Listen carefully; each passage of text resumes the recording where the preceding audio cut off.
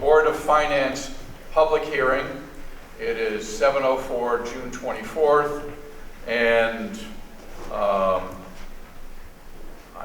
going to do the Pledge of Allegiance. There you go.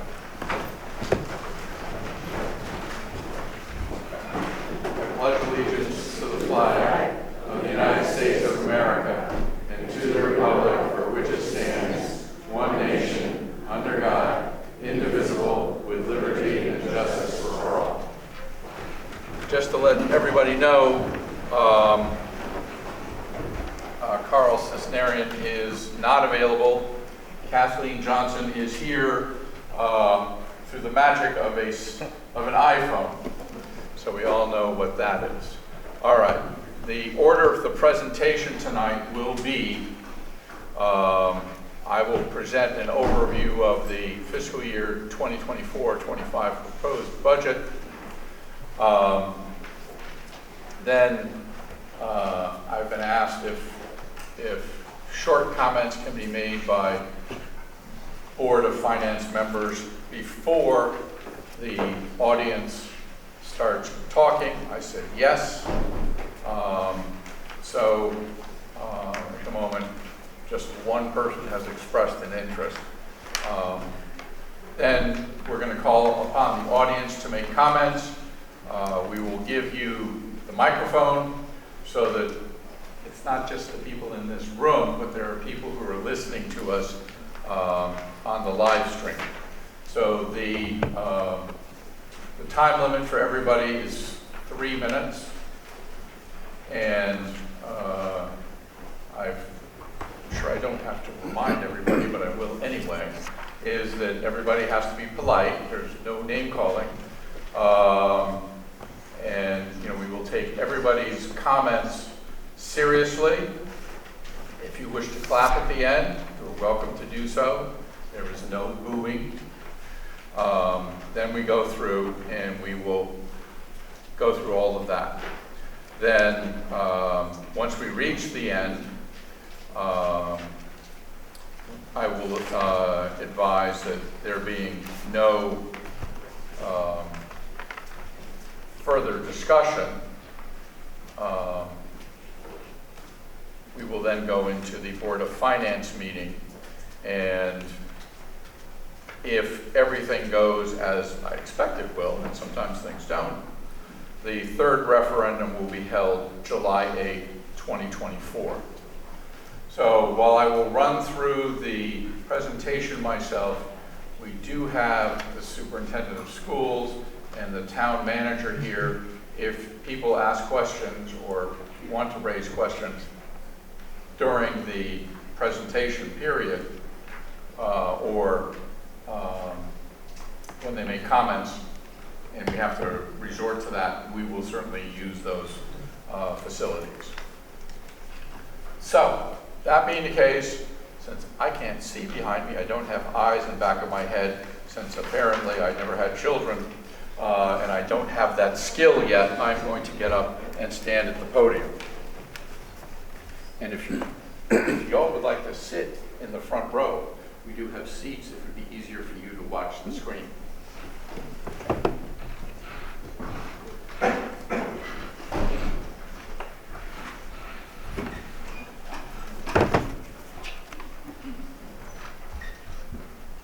I'm sure I won't need it, but I'll grab my gavel, just in case.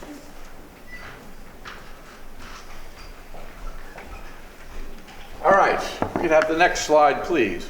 Is this microphone on? I don't think so. Well, all right. That means I have. Used to need one?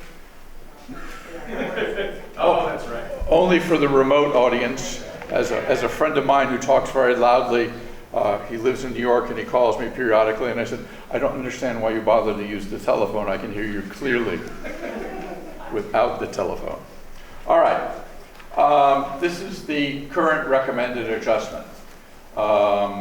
The proposal is to use the unassigned fund balance, which is approximately 14, slightly over 14%, to tap into it to $1,250,000.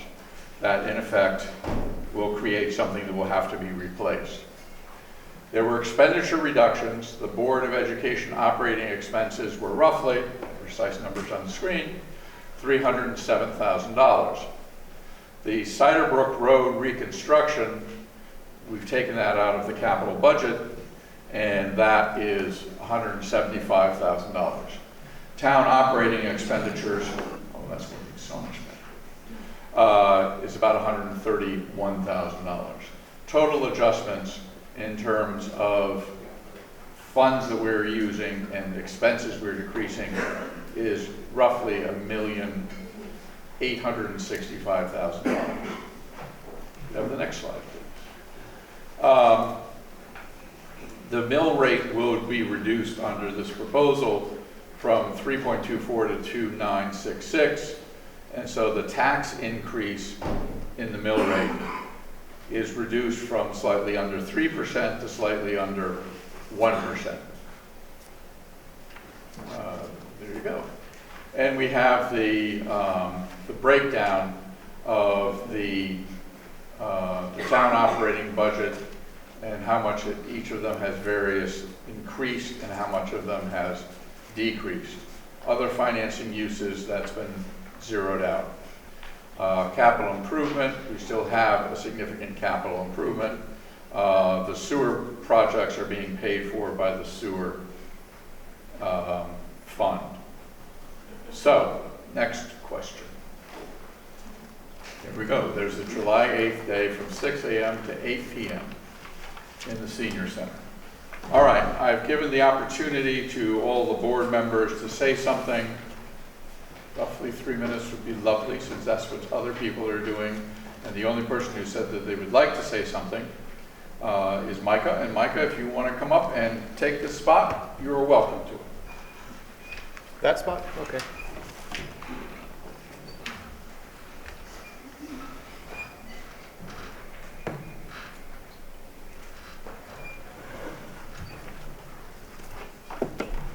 Ladies and gentlemen of Avon, today I stand before you with a heavy heart and a determined spirit, compelled to address the recent actions taken by the Republican Party concerning our town's budget. I speak not just as a member of this community, but as a citizen who believes in the power of truth, responsibility, and the collective good. At our first workshop, a modest tax levy increase of 3.3% was proposed. An increase designed to sustain the quality of life and services we all value in Avon. The minority party, the Republicans, requested a 3% increase instead.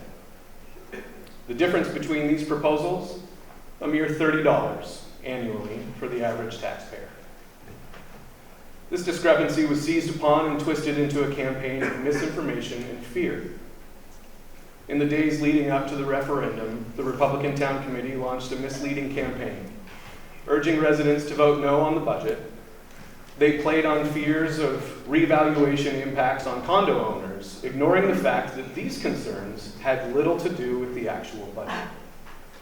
Their campaign was not about fiscal responsibility, but about sowing distrust and negativity toward our town leadership. Predictably, the budget was defeated in the referendum. Not because it was flawed, but because there was a concerted effort to mislead and misinform the public. Despite this, we, the majority members of the Board of Finance, Town Council, and Town leadership took the criticisms to heart and worked diligently to revise the budget.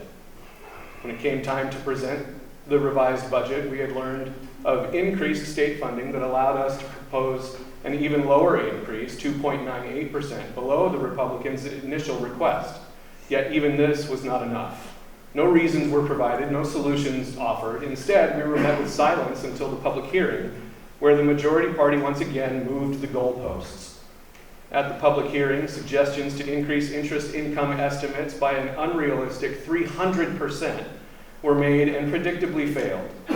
The campaign continued, this time criticizing both the lack of cuts, despite never proposing any themselves, and the failure of their impractical motion. The budget failed again. This time we responded to all criticisms, responsibly addressing nearly $2 million in differences. We drew $1.25 million from our unassigned fund balance and made cuts.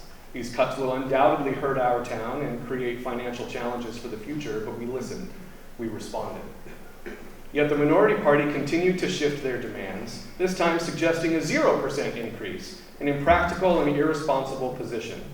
Their actions and rhetoric suggest a fundamental mistrust in the town leadership, both elected and hired. This distrust is not based on facts, but on deliberate campaign of misinformation. The budget initially presented to the Board of Finance is not a wish list filled with self-serving items. It is a well-considered, responsible plan designed to serve the best interests of Avon. I know this because I have read the budget, scrutinized it, and understood it. The suggestions to cut the budget further, to inflate estimates, or to use our savings recklessly are not in the town's best interest. The Republican Town Committee's campaign has sown unnecessary distrust and misdirection.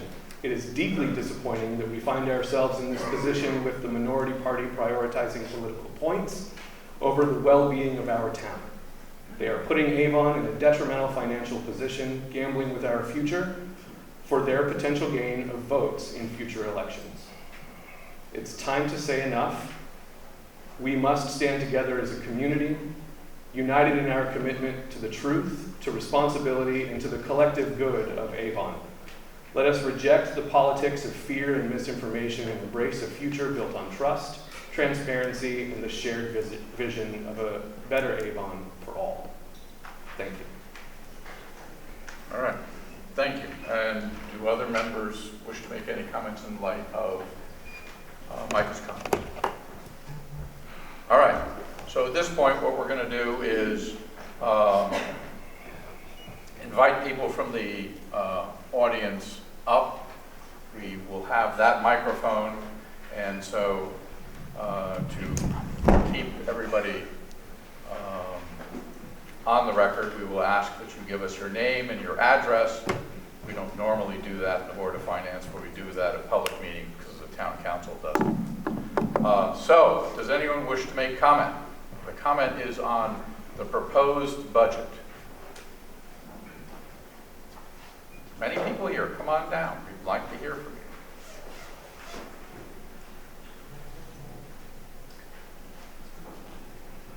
Sir, just a point of information for the gentleman who just spoke, identify himself. Yeah. Sure, he's one of the members of the Board of Finance. Micah, do I pronounce it Rousey? Rousey. Rousey, sorry. I apologize. Quick question. Sure, come on down. So, If you could grab the microphone and tell us who you are and your address, and then I get to start the time. Okay, my name's Dave Thomas. I live at 150 Cider Road. So, quick question just for clarification. You mentioned, again, you kind of drew the line between Republicans, Democrats. Mm-hmm. Not sure I saw that, but so when we look at the budget, what was the actual decrease in expense? I know there was an unassigned element, but what are the dollars? Could we go back and see, what's that number? I would have to. $614,408. Okay, so you're decreasing expense by $614,000 on a total budget of what? Roughly 115 million. So what is that actual percentage? Take away that unassigned dollar. Mm-hmm. What kind of percentage decreases that? From general spending, I don't know. Okay, on $100 million, is that what I heard? You have 115 million. You have $600,000. About 0.5%. Okay, I'm not sure how extreme that is, but it certainly didn't lead me to think there was this kind of clash of, dramatic cuts and the like. So I just want to get clarity as to how this budget, is being addressed. Yeah. All right? Can I respond? Please. Why don't we hold it for the later? Thank you. So, all right, so that's one response. I get to turn off my timer because you use less than 3 minutes. If someone else would like to speak, come on up here. I'm afraid I can't see your face.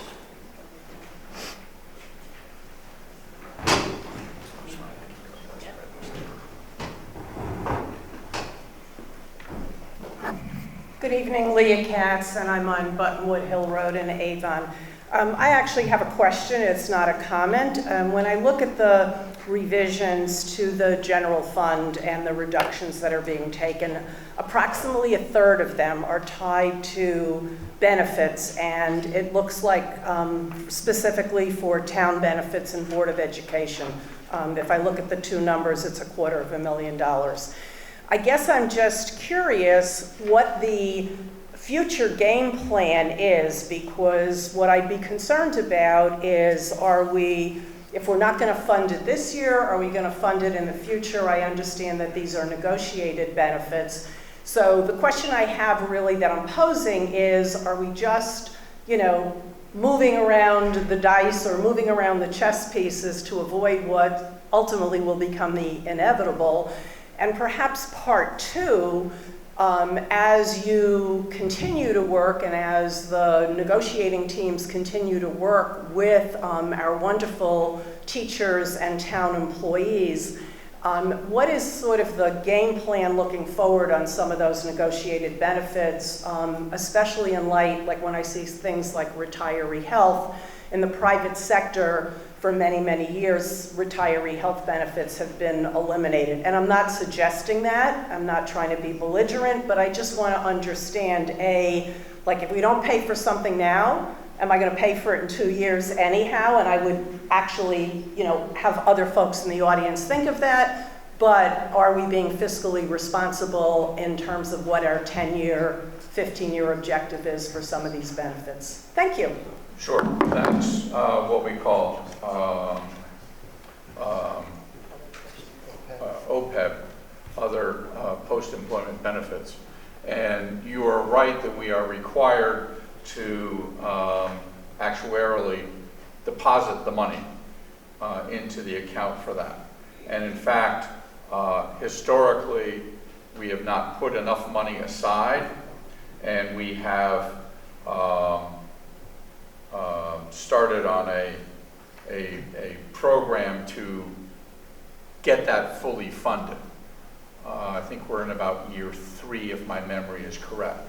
So the short answer is I would say you're accurate, because I would agree with you, and I don't view the question as belligerent at all. It's a very important question. If we've made a commitment to someone as the town, we should put it into our books and records that we fund it. Now, lots of people don't fully fund stuff, but I think that's wrong. And Avon, we're trying to catch up on that. We are self-insured, so that any profit we make as an insurance company gets rolled in. We have what we call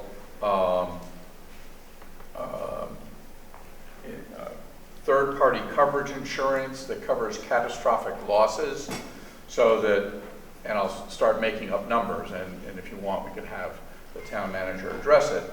I know it's less than 200,000, but if any one person has $200,000 worth of catastrophic health costs in a given year, and out of an employee pool of roughly 600-700 by the time we're done, town and Board of Ed, someone does. My first wife had cancer, had a bone marrow transplant, and even though that was a long time ago, it was horrifically expensive.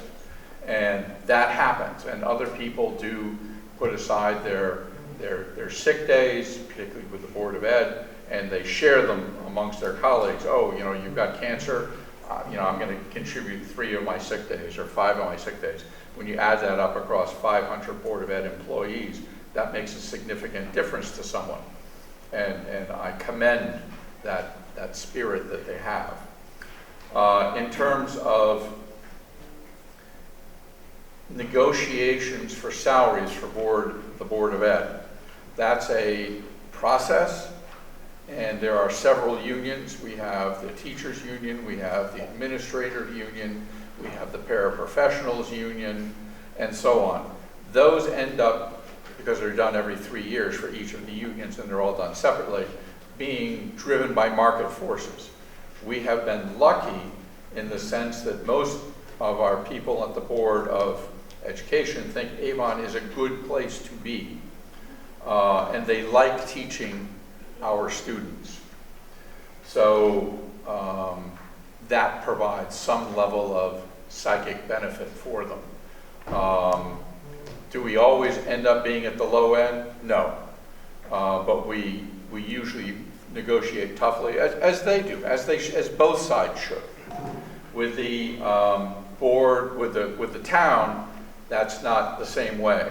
So we are in the process of currently evaluating salaries and positions and responsibilities.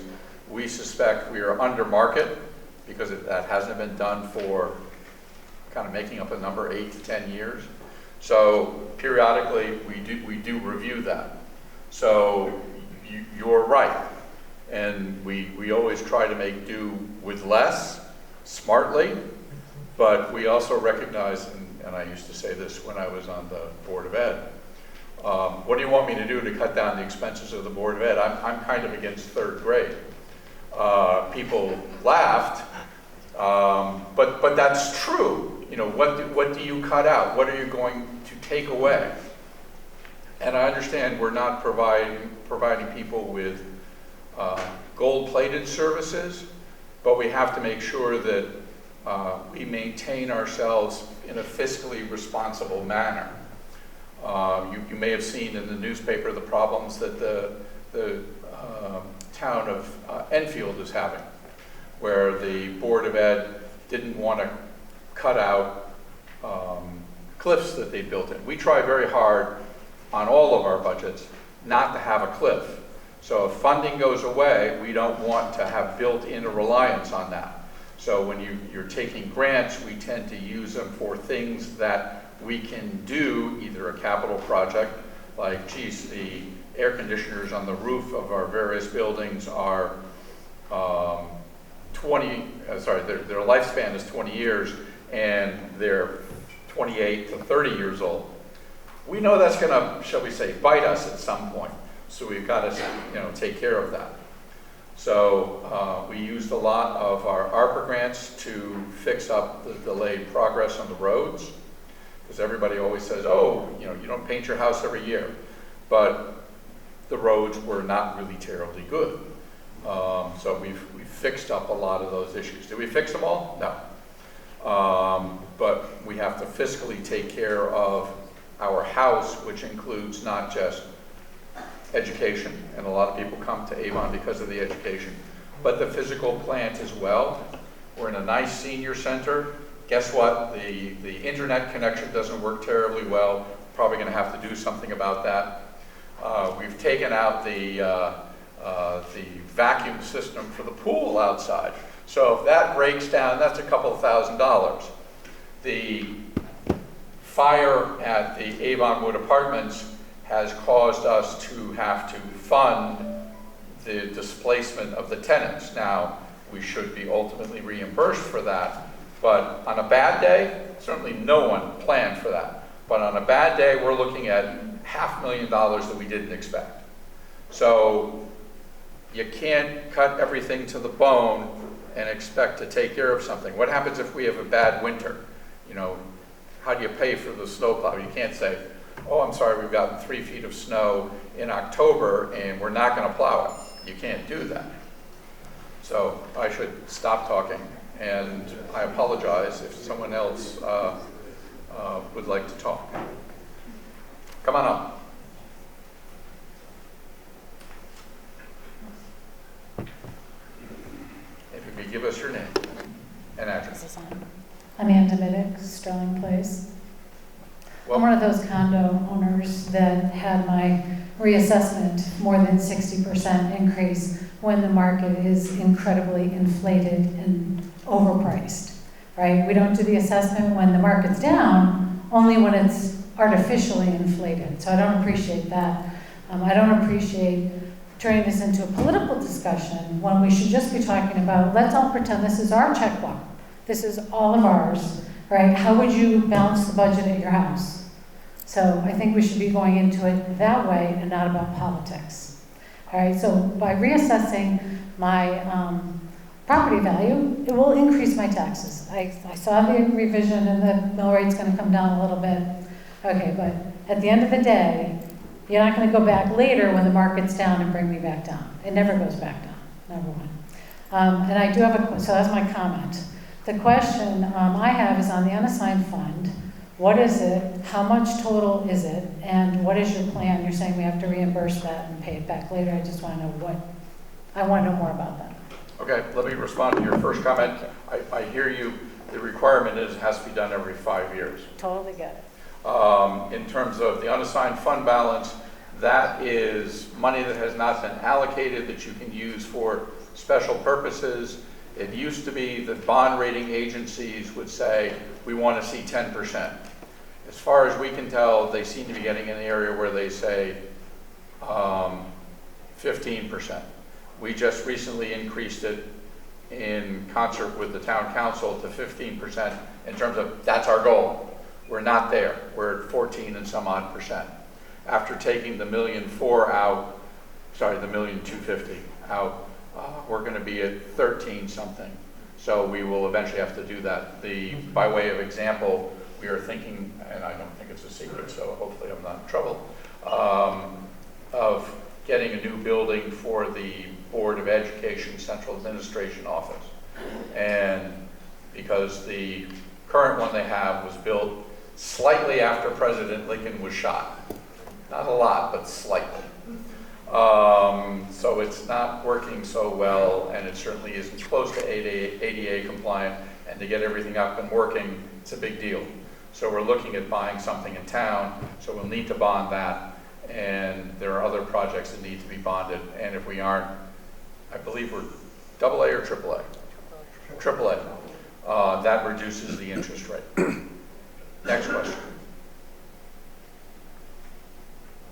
Surely there must be another question. All right. Sure, come on up, young man. No, you got up first. Oh, all right, you're, sorry, I forgot to turn off the timer.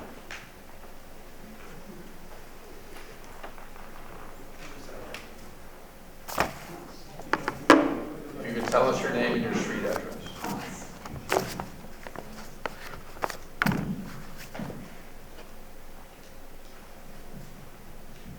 My name is Jim Tosti. I live at 68 Wellington Heights Road. Welcome. Thank you. When I look at this budget, I used to be a CPA. I look at this budget, this latest one, the adjustments, I would call them, but put them into the category of gimmicks, deferrals, one-offs with no substantial cuts in spending. I think the elephant in the room is the teachers' unions and the other unions. I don't have time for that. I think as a result of the elephant in the room, things are being pushed off. They're pushed off into the future. The things that are important, like public works, aren't getting done. The last thing I'd like to talk about very quickly here is the removal, the requirement, the imposition of a quorum. I went to school maybe a couple of years ago. I think we learned in democracy that we get votes and the people who are running the things have to listen to those votes. But now we have a quorum. We have to reach a certain quorum before the voters are listened to. Number two, even after 3 failures, the party gets to decide what they want to do. They don't have to listen to the voters. They get to decide what they want to do. The Democratic Party gets to ignore the votes. Does anybody see the irony of this?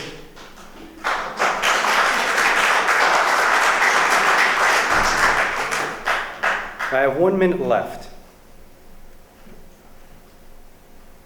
The unions. They're exempt from Social Security tax, are they not? They have a separate teachers union. That's pension, right. So they're Run by the state. the Social Security system is not good enough for them. And then when they earn their pension benefits, should they be lucky to get to the age, 50% of them are excluded from their income. 50% under Connecticut state tax rules, 50% of teachers' pensions are exempt from tax, income tax in the state of Connecticut. So we have a little bit of an issue here in terms of equity.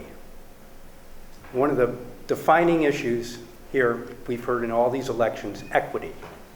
Do you think it's equitable for one group of people to be exempt themselves from the Social Security system while the other people are essentially subject to Social Security?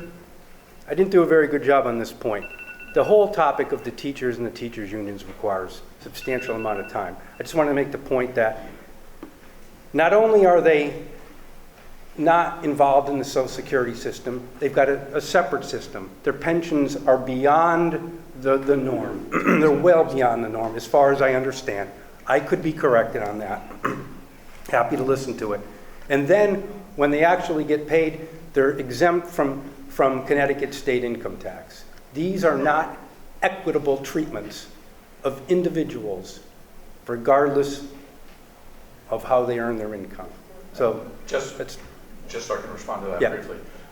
That's a state of Connecticut thing. It's not something we can deal with. And also their pension funding by the state of Connecticut is underfunded. it's So, as substantially Social underfunded. Security is underfunded. So, but I appreciate your comments and thank you for making them. And the young lady behind you, I think, is next. Your eyesight's failing, Putnam. I'm Diane Hornaday, 515 Huckleberry Hill Road. I'd like to bring a couple of things to your attention that really are not the dollars. Both sessions like this that I have watched on television the previous time and this time, there seems to be misinformation on the part of the Board of Finance on who is voting in town. I've taken it upon myself to review who voted both in the first and second primary. And you might be interested to know that the largest number of voters are registered unaffiliated. And that's the largest number of people who have voted.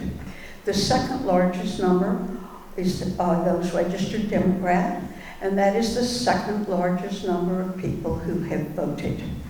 The third number are people registered Republican, and they are the lowest number of people voting. So perhaps you're not exactly correct when you suggest that this is a matter that residents care about, not just political parties. It's the money, and it's what everybody...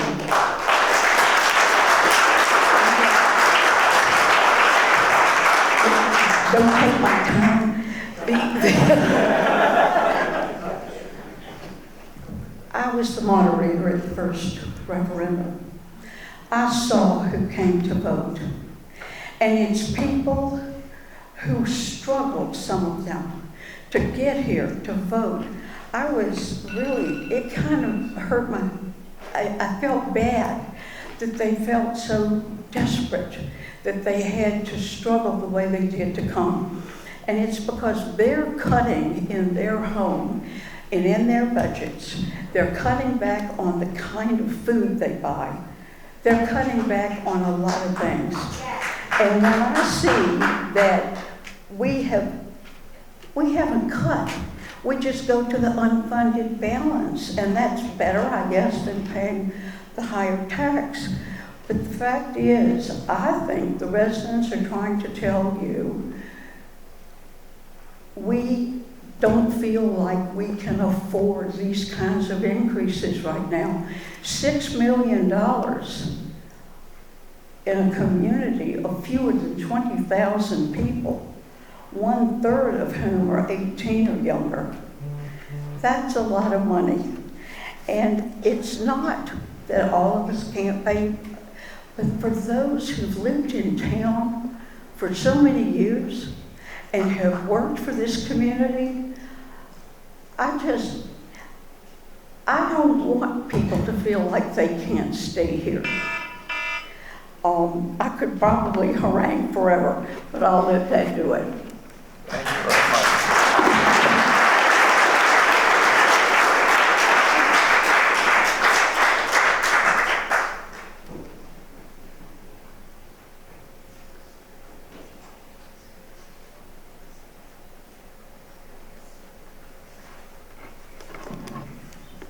Hello, Nicole Gresh, 94 Woodford Hills. I wear many hats today as I speak in support of this proposed budget. I am a proud Avon High School alum, class of 90, former parent of 2 students in this system, and a certified math teacher for over a quarter century, 21 of which are right here in Avon.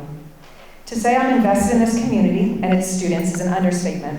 I have seen the many sides of crafting a comprehensive budget like this one, the many hours that are required by so many to put forth the bare minimum to operate. Well, to be frank, I'm sick of operating under the bare minimum. We used to be a leading district that others so desperately called upon for pedagogical advice, systems and processes, and even personnel. We won awards at the state and national level for excellence in education. We took pride in putting our students first. We funded opportunities for all students and put at all ability levels. Well, now we still put our students first, except we operate on an incredibly lean budget with zero fat to trim. We depend on funding from grants, local businesses, and PTOs to support so many of our endeavors. We have strict teams of teachers, programs that were considered one-offs, and yet continue to meet state legal obligations. It's hard. Our budget needs your support. Our budget needs the support of the many families who have or have had students reap the rewards of our system and the support of those who have not, simply for the fact that property values are directly associated with the district's reputation and performance. On the other hand, the revaluation that occurred last year on properties is completely disassociated with our Board of Education's requested budget increase. This increase is conservative, lower than almost all of our surrounding towns' proposed budget increases, and unrelated to the revaluation. I appreciate your time, I appreciate all the hard work you have all done, and the opportunity to speak tonight.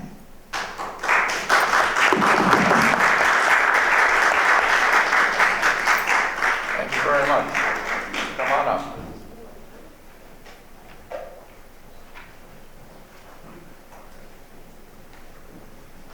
If you could give us your name and your address. Hi, I'm Bill Greer, 8 Zachary Drive. You mentioned before, and I hope I understood this correctly, that there will be an evaluation of all town operations in terms of employees as far as responsibilities and salaries, benefits, and so on. Correct. That's correct. Is there a process in place to do that? And what are the objectives? What do you hope to achieve from this process? It's actually being done by a third-party vendor to evaluate how much we should be paying people. Because we haven't done an evaluation like that in, I think it's 8 to 10 years. What about efficiency? What about considering the advances in technology and how much can be done now through automation? Quite frankly, are all the positions that have been part of the town 10, 15, maybe even 2 or 3 years ago, are they all really necessary? And I'm not saying that we should fire anybody, but certainly as town employees retire, and if there is a reorganization, maybe they don't all need to be rehired, and that a town can adapt to the new technologies and the new way of doing things, which doesn't require as many people as it did before. Thank you. I'll make sure that we have that covered. Thank you.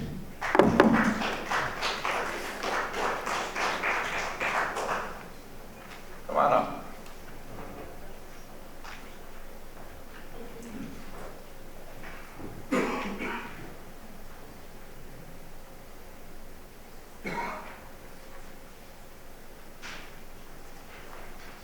Give us your name and your address. Ted Skrypek, 42 Far Hills Drive. Well, I'm impressed with all the teachers, all the time they put in to get their say in the budget. And the rest of the town employees had put in a great effort, as you said, and I think the board's put in a great effort to get it done. How many people here had the opportunity to put in a great effort towards this budget?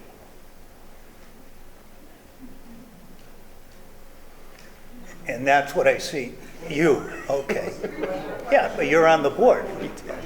Well, I understand that's a... But what I'm trying to say is, Yeah. there's, all these people are here because they want to have just as much of an opportunity to have input into the budget and in the operations as the people that are doing it now.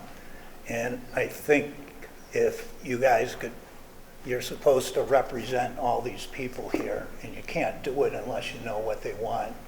So if you could come up with some sort of system so that you can get everybody's input. Like, everybody here has strong feelings about what they want in the budget, and you should be able to understand it and help them. And that's what I'd like to see. Well, thank you, and that's the reason for this evening. Anyone else care to speak? Oh, I see a hand up in the back.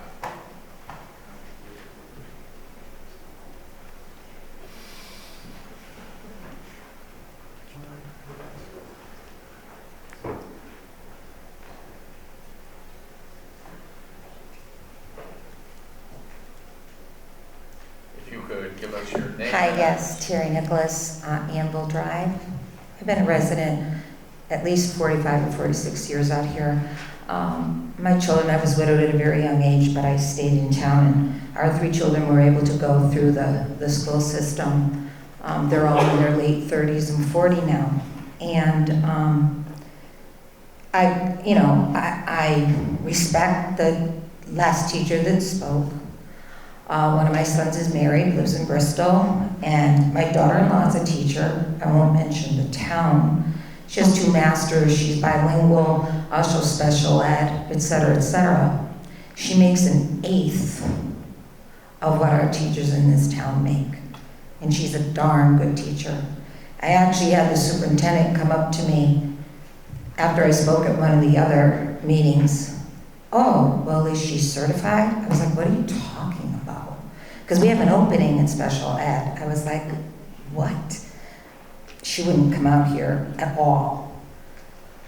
But like I say, she's a fabulous teacher. So yes, our teachers are making a ton of money, but you need to look at a lot of the teachers in a lot of other towns, especially my daughter-in-law. And she is damn, excuse my French, good. And if you only knew what she was making versus ours, you would not believe it. And in their town, they have 3 or more social workers that are desperately needed in every single school. That's how much they care about their students. And when my kids went to school here, the field and everything was just fine. My kids played sports, my son played football. The field was fine. We didn't need permanent lights. They rented lights. We had the board and everything, but now all of a sudden we need millions of dollars for a new field. I heard that's because it wasn't maintained. Well, why didn't we maintain it? We got by, all my kids, how many, 20, 25 years ago, and our field was great. But now all of a sudden, oh no, I read, well, we have to keep up with all these other towns. So we had to spend all this money, to get permanent lighting and all this other stuff. So, anyway, I can't afford it like everybody else, and I don't want to hear, well, then move. Well, I'll end with this. I know a teacher in town, I know a lot of them, but one very well. She taught in Avon for 46 years. And she retired, and it's very unfortunate that we lost this teacher. I used to care for her little child years ago. I was licensed by the state in my home. And she said to me one day, this is a teacher that taught in Avon for 46 years, Avon's not the only town to get an education in. Believe me. Where I live, it's much more diversified. Avon is not. And I'll end it on that. She taught in our town for 46 years, and I agree with her. Avon is not the only town where you can get a great education. And I can't afford my taxes, and I don't know what we're going to do. I'm already behind, and I admit the truth. I'm way behind on my taxes, and I give what I can. So I don't know what any of us are going to do, but it's about time all of you start looking at those of us that we can't afford this and everything that's going on. I don't know what you think we're going to do. I really don't know what you think we are going to do. Thank you. Who else would like to speak? Come on up.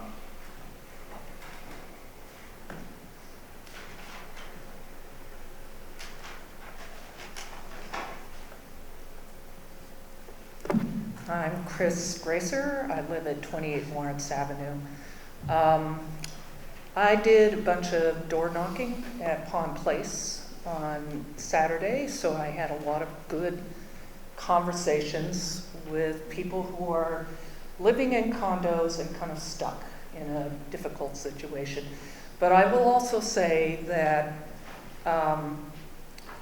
the Board of Finance and the Town Council are also stuck in a difficult situation. They can't do anything about the revaluation, and I will agree. The way the system works with revaluation is not fair. Those of you who have bought condos, that used to be a modest decision to buy property as a condo. But now you are stuck in a crazy real estate market. This is not your fault. But it is not the town's fault either. All these people were elected by a majority of voters in this town. And do not believe that when these revaluations came out, they were excited about it. They were not. They had a dilemma to solve, and they tried very hard to do it. But I'm not sure we're hearing that we can do anything about the revaluation process, at least in this particular situation. So we need to work out some sort of a solution. The Board of Finance has been working very hard. They have had workshops over the last 6 months that people could attend and understand how the process worked. There were plenty of opportunities for people to come and talk about this. And I totally get it. And I said to a number of people in Pond Place, I understand. You can't take the increased value of your condo that you're living in currently and take it to the grocery store and buy groceries, or do some of the other things that you normally would like to be comfortable doing. I totally get that. But I think as a town, we need to work together to solve this problem. I encourage people to vote for the budget, but I also encourage you in the long run to really pay attention to how the government works and not second guess when all of a sudden you see it's not working for you right now. This is the town used to be majority Republican in government. They all have budgets too.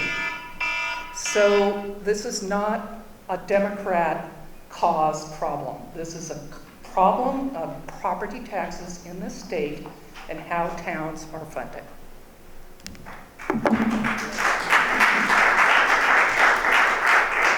Thank you very much. And who else would like to come speak?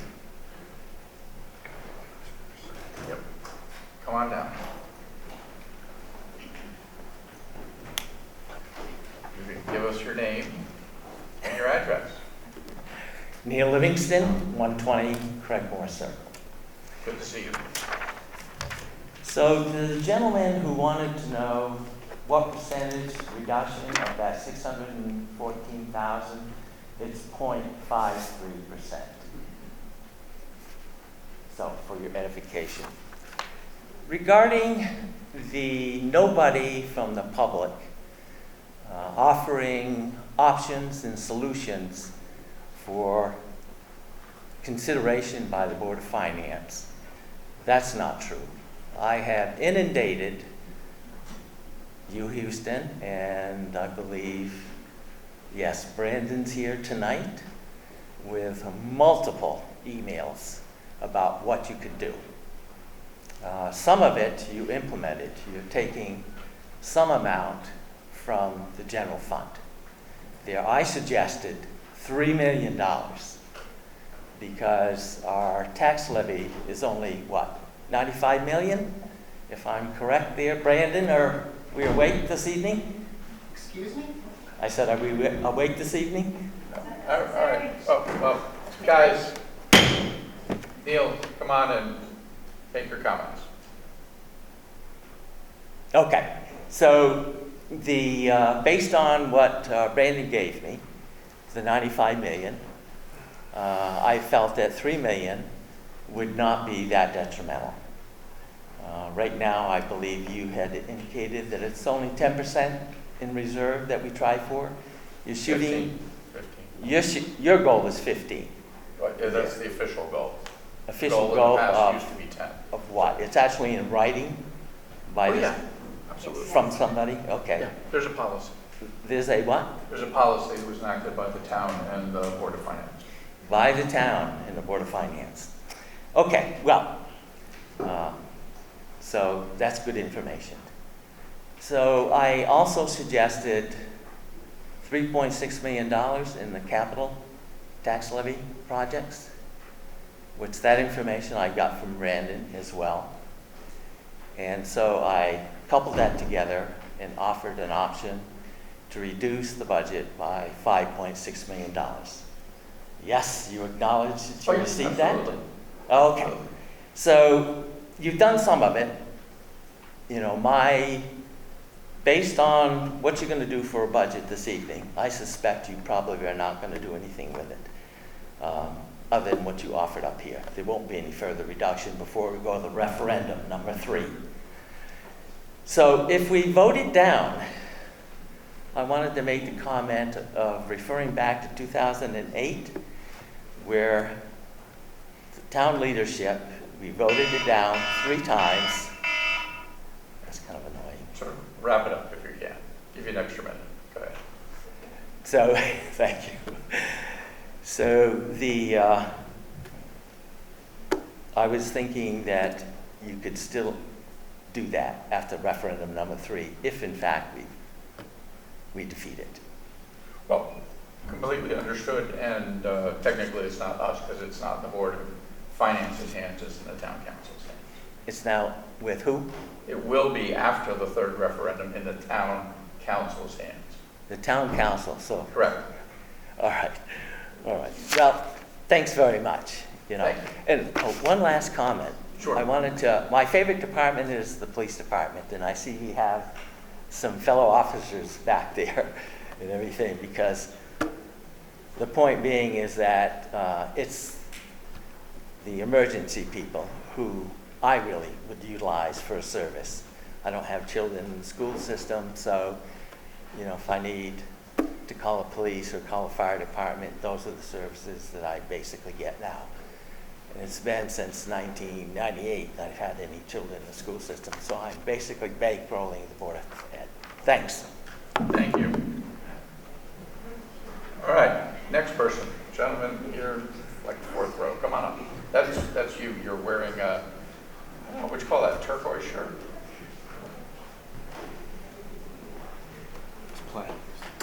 Plaid, all right. Kent Jameson, Alder Lane, in Farmington Woods. I want to pick up on the lady that did the door knocking in Pond Place. This is more of an observation than a question. My sense of all this is that what's been going on is we have a housing shortage, so the price of houses and condos have gone up. And we had COVID, and the value of businesses generally have gone down. So we have a fundamental shift in the burden of taxes from business to homeowners. My point is, this isn't limited to Avon. This is happening, got to be happening in other towns, and in fact, my observation is, in general, this has to be happening nationwide.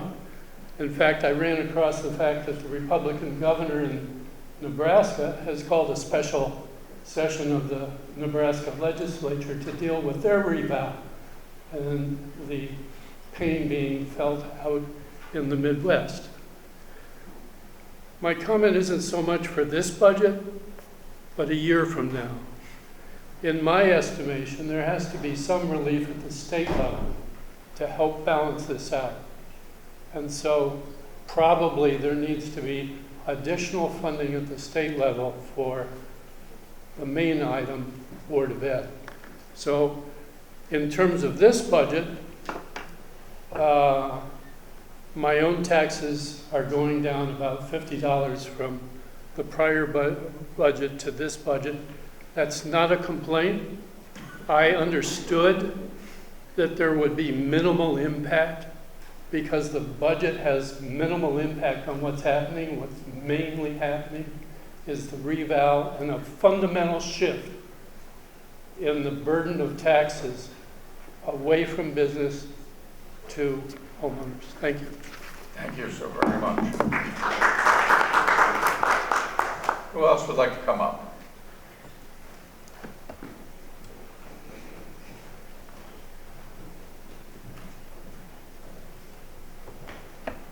If you could give us your name and your address. Sure will. My name is Nancy Froderman, 85 New Road. I really don't have any comment about the budget per se. My comment is about behaviors and perceptions, the kind of the word throwing back and forth, and the partisan shift. Kind of, it's aggravating to sit in a chair and have people thrown digs back and forth between the Republican and the Democratic Party and who did what. I think all we want is you guys to, like, we elected you. We elected you to work together to come up with a good budget, not to throw barbs at each other because you think the other party is responsible for the problem. I think you guys need a course in getting to yes so that you guys can work together and be kind of deliver to the people what we try to tell you that we want. You should need to listen to us. I'm a Democrat. I voted yes for the first budget because I thought I would give you guys the benefit of the doubt. But then when I sat here in that meeting and watched the facial expressions and the attitudes of the people up there, I was like, no, next one I'm voting no because you guys don't get it. So that's all I have to say. Thank you.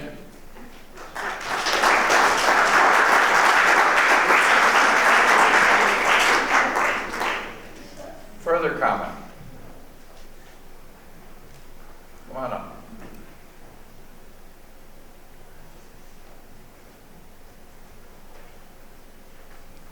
If you could give us your name and your address. I know the drill. James Fitzgerald, 25 Kennington Road in Avon. I want to thank you again for serving and volunteering for the Board of Finance and representing the people in town. I do want to say that I call this the triple S, the scam, the sham, and the shell game. I won't lose my time. Taking 1.25 million out of the surplus is one thing, but we have a spending problem in this town. It's expenditures. It's not a revenue problem. So yeah, you're going to have to backfill it at some point in time, but you're about $5 million too heavy on the expenditures, and you can get there. The assignments, I know Brandon doesn't want to touch the assignments, but we have nearly $4 million coming in revenue that was not disclosed transparently to the people in this town for the 22-23 fiscal year. The end of the fiscal year, June, in that calendar annual report. So where did that money go? 1.6 million that you guys approved as an assignment, but it showed up as 1.4 over to projected for this next fiscal year for roads. because Brandon's got a project that he would like to be able to do. $500,000 in a capital reserve account. For what? It's a slush fund. Well, that's because if things break, you got the money. That's a slush fund. It's going to be there, you're going to use it. If you need it, budget for it. If you don't have it in the budget, there's a process that the town manager or the people go to the town manager, to the town council, to the board of finance, and it's over a certain amount of money, you got to go to the legislative body, and that's the taxpayers in this town, because they're the ones that approve it. So we have a problem with all of these supplementals as well. As soon as the budget was passed last fiscal year, supplemental, supplemental, supplemental, and not one went through the town, other than for the fire trucks where you wanted to do the bonding, which passed unanimously. And the big problem that we have is this 9%. The town council does not want to drop the 9% requirement for the amount for the people that have to come out. They say if it's 8.9%, you know, and it's mostly no's, and the minority is yes, it's still going to pass. So that has to change, and it's very unfair. It's a shame, I think, on this town and on the town council and the board of finance and town management that they don't trust the people to do what they're doing, to participate, you know, in this democratic process. And that is, we can't trust them because they're special interest. And that comes from the town manager. Well, special interest, if 100 people vote, and as I said the last time, 60 said no and 40 said yes, well, you didn't get the 9% or something, they're saying they can't do that. I think that 3 referendums, this budget should not change after that if it fails. Period. You stay on the last year's budget.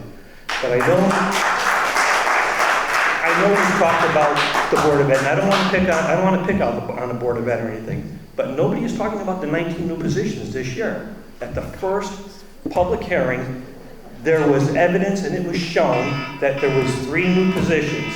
And I appreciate the extra minute like you gave Mr. Livingston, that would be great. 19 new positions, 14 of which were hired in the last fiscal year that were not budgeted. 7 paraprofessionals, 7 teaching assistants, $486,000. Where'd you get the money? Took a little from here, took a little from there. So you had an over budget, but it was never approved by the Board of Ed at that time, nor the taxpayers in this town. So that's a slap in the face to them. And then to come back and ask for that same money again. So that's a big hole of about, let's say, $900,000.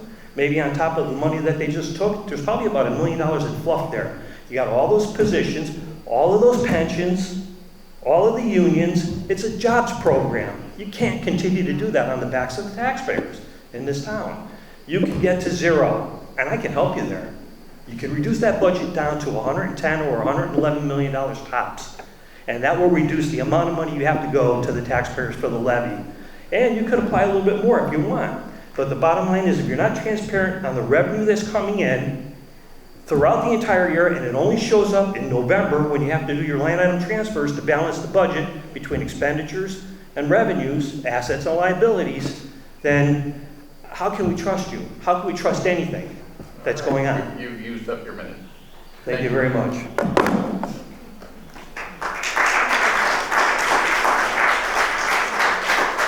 Anyone else?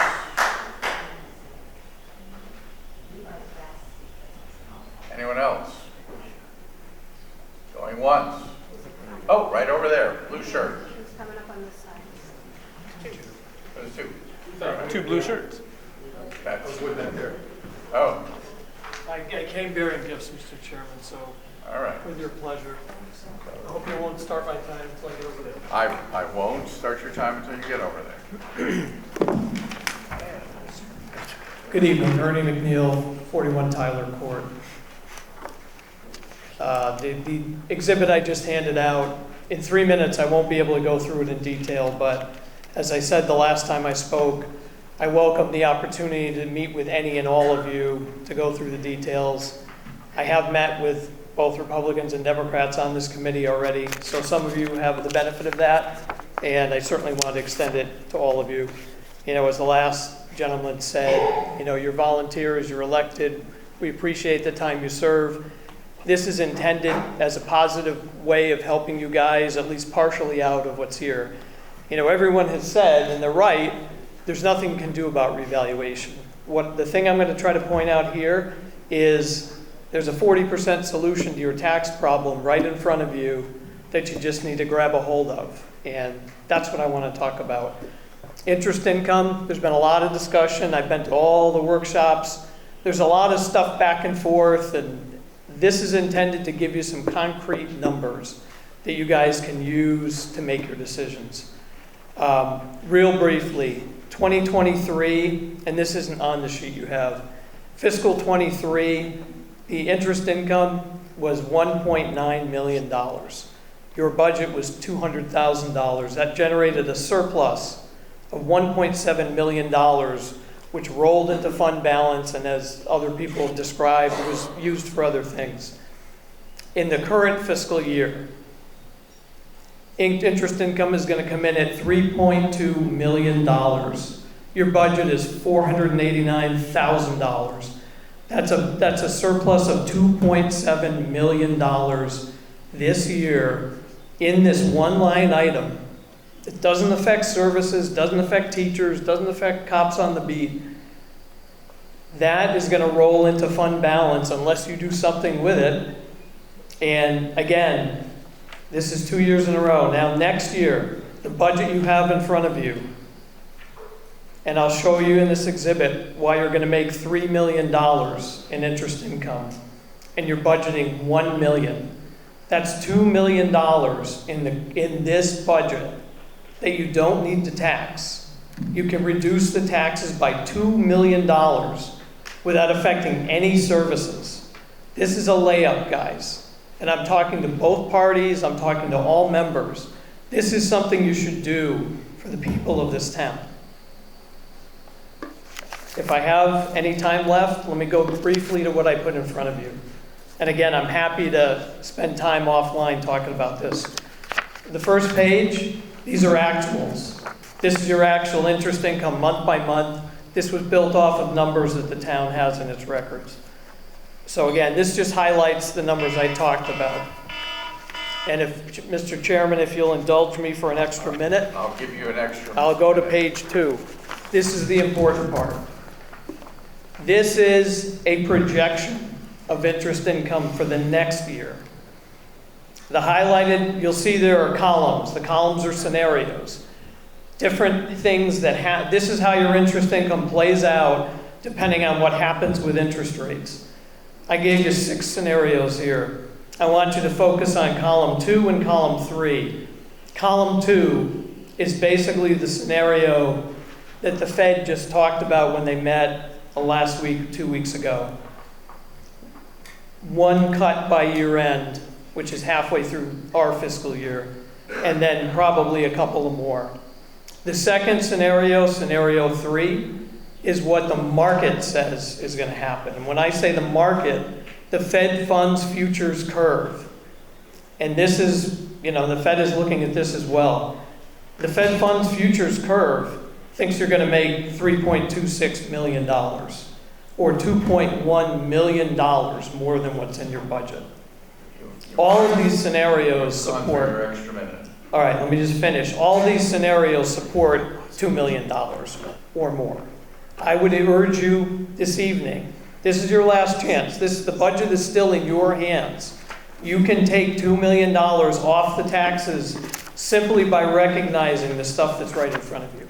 And I thank you for your time.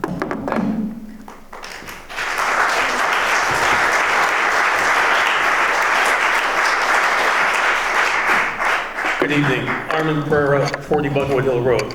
I'd like to thank all of you for the role you play for the residents and taxpayers of Avon. And I'd like to thank everybody here for coming here, whether you're pro and con for the budget. We're a community here. And when I hear terms like cut to the bone, zero fat, without any evidence that somebody has scrutinized a specific group or division, I think that's a dangerous statement to make. I've been in a professional role many, many years, and I have yet to see an organization that runs 100% efficient. So when we have this dialogue between taxpayers and people that are managing money, and as part of the process, we failed to scrutinize levels of efficiency across the different groups. Where can we spend money? Where can we change things? There's a quote, insanity is doing the same thing over and over again and expecting different results. What kind of approaches are you going to use to reduce maybe the potential hours used by town employees? I've seen other towns do 3-day and 4-day shifts instead of 3 5-day shifts. They've reduced the whole shift, and they do give mandatory overtime at the same time. Very beneficial to those groups that do 24/7 support. But I never see anything like this come up. I don't see technology assessments with groups like the Board of Education. Technology is an optimization efficiency tool. If we're introducing more technology like translation technology from Google, better PC technology, there should be staff or support reductions associated with it. So all I want to emphasize here is when we have taxpayers and voters say they're unhappy with the budget, peeling off 0.5% is not what people are looking for. They're looking for both sides of the equation. They're looking for not only having Avon be the best town, but also be the most efficient town. That's all I have to say.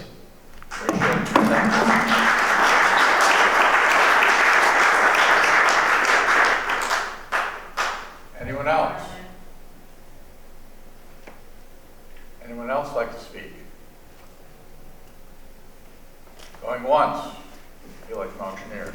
Going twice. Going 3 times. All right. So, there being no further discussion, the budget in its final format will be submitted to a vote at a 3rd referendum on July 8th at the Avon Senior Center Community Room. That's where we are right here. 635 West Avon Road, Avon, between the hours of 6 a.m. and 8 p.m. So the next step is to call the regular Board of Finance meeting into session. Yeah.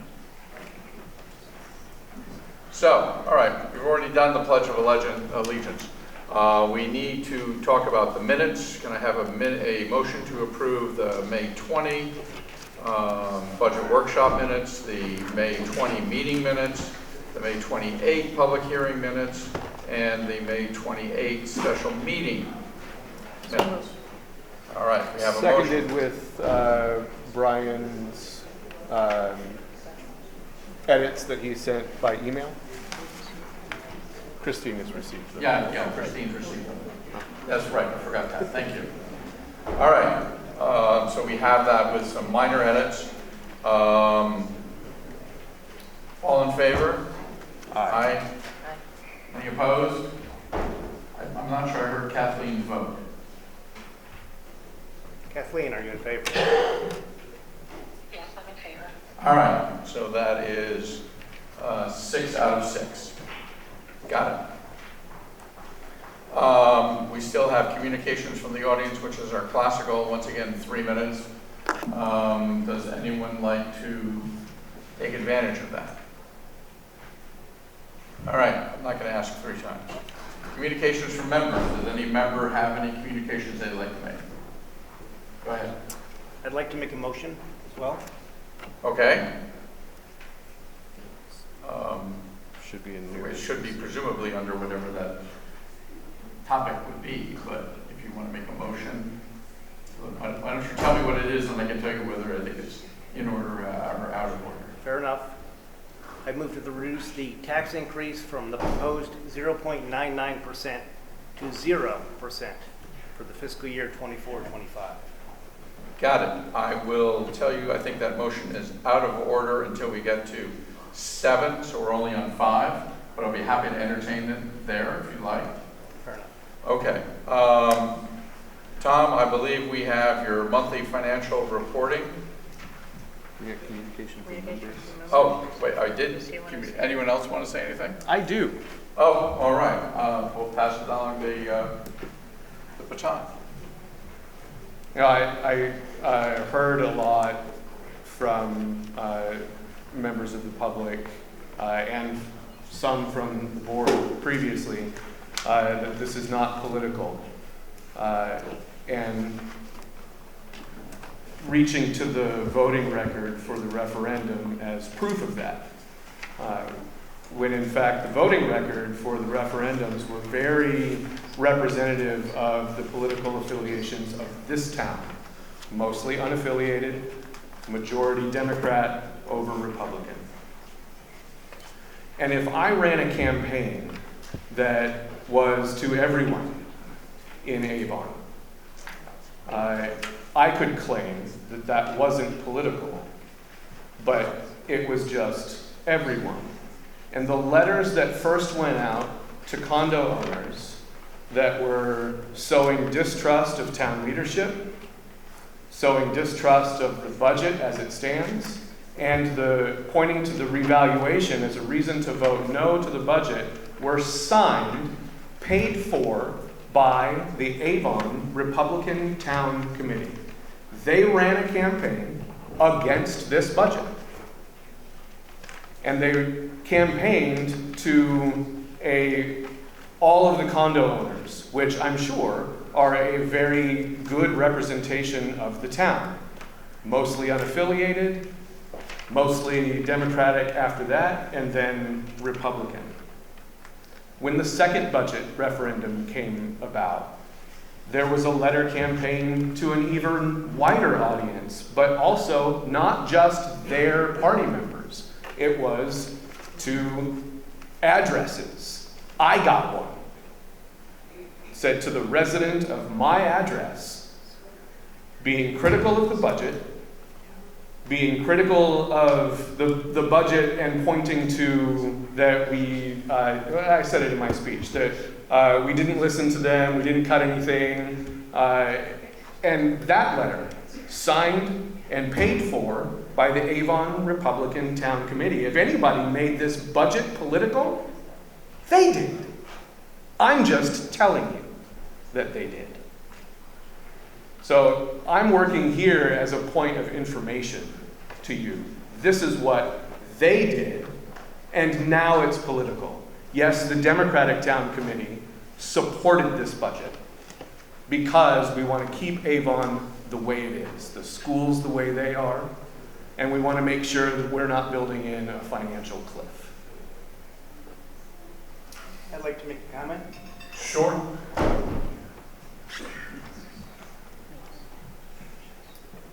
So yes, this was as expected. You bemoaned the letter sent out to residents by the ARTC. Yes, the ARTC sent letters, and when is educating unsuspecting people of an impending budget, it could hurt them a bad thing. Would you all prefer the residents were left in the dark to find out when tax time rolls around the real magnitude of the increase? Isn't public participation what we all strive for? We work for the public, not the other way around. Don't we all complain when not enough participation is garnered to even have a referendum count? Frankly, the kind of increases we saw from certain segments of the town are unprecedented. Maybe the town should have let them know. Maybe the elected leaders should have seen it coming and worked harder to show you understood and respected them. So yes, the RTC stepped up when other elected leaders and town committees ignored them. Public participation should be appreciated, not scorned. And oh, by the way, you represent all those people, the R's, the D's, the U's, so start acting like it. All right. I assume no other member of the Board of Finance would like to make a comment. I assume we're wrong. Thank you, Brian and Micah. I agree with points that each of you made. We haven't previously gotten into back and forth Republican Democrat on this board, and I always felt that we got along, tried to work together. I hope we can return to that at some point. I just wanted to address the people that are still here from the public hearing, and something that I wanted to talk about in our meeting. It's not on the agenda, but just as a communication point. A fundamental problem with our budget is people were expecting a vote tonight, or we had a workshop, and the vote was at the workshop. So you come to the public hearing, we're hearing, and we're not voting. The vote has already happened. I think that's backwards. I don't think that we should be taking votes and making decisions before the public hearing. We should get that input prior to our votes. And I think we should I want to work with my colleagues in the town council to revise the budget schedule, have a hearing earlier, have a hearing prior to the vote, prior to the workshop. Let's be able to put ourselves in a situation where we can respond to people prior to the referendum and make sure they feel as if we are actually listening to them. Thank you. So, let me just raise a little point of order. 7, we will, if people want to change the budget, and I believe in light of Brian's motion, at least one person wants to change it. So it can be changed. So while we did in fact draft the budget so that we could have the public hearing, we finally approve it in light of all the public's comments. So, Tom Stanzio, I believe you are next with the monthly financial report summary. Would you like the microphone, sir? Yeah, sure.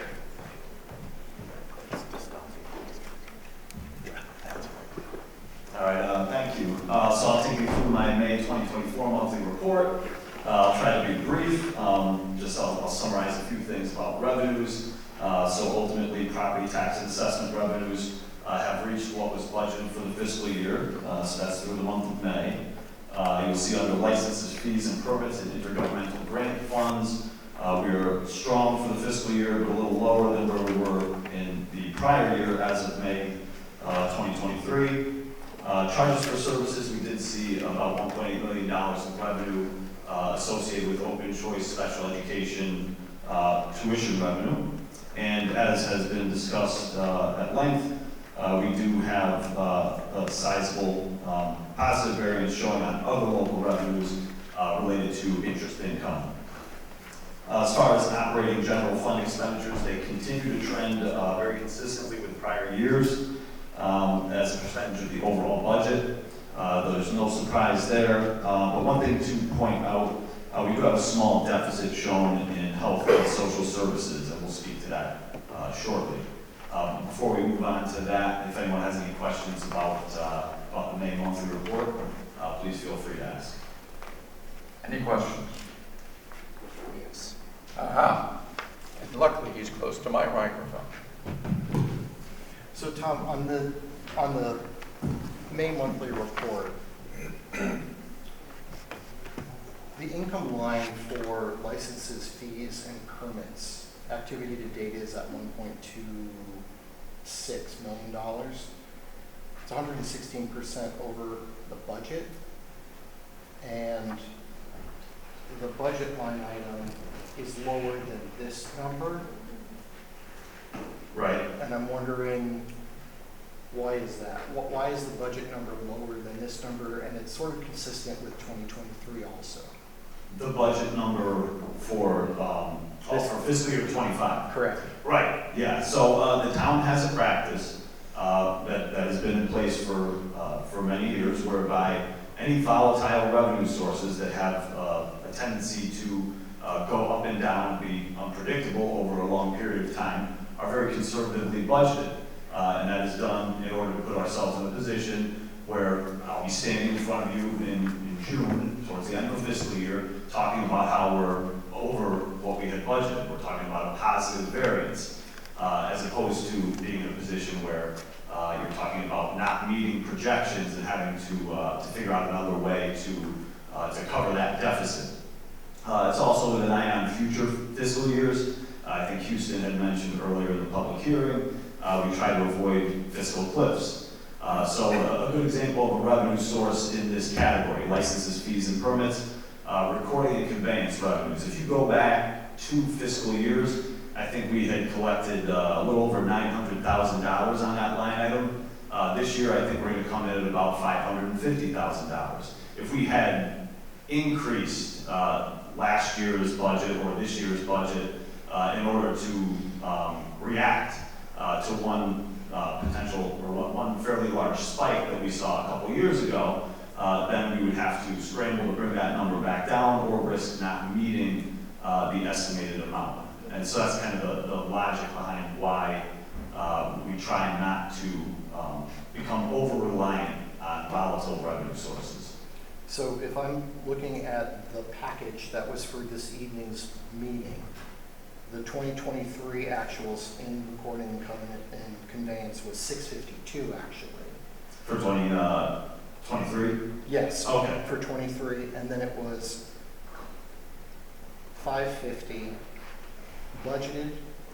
I'm not sure what it's coming in at right now. It's probably going to come in close to 550. That's my anticipation.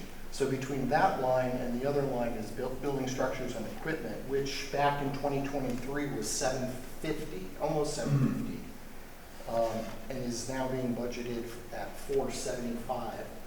How close are those numbers to reality? What's driving the 1.25 actuals versus the around $1 million that had been proposed for the last 2 years?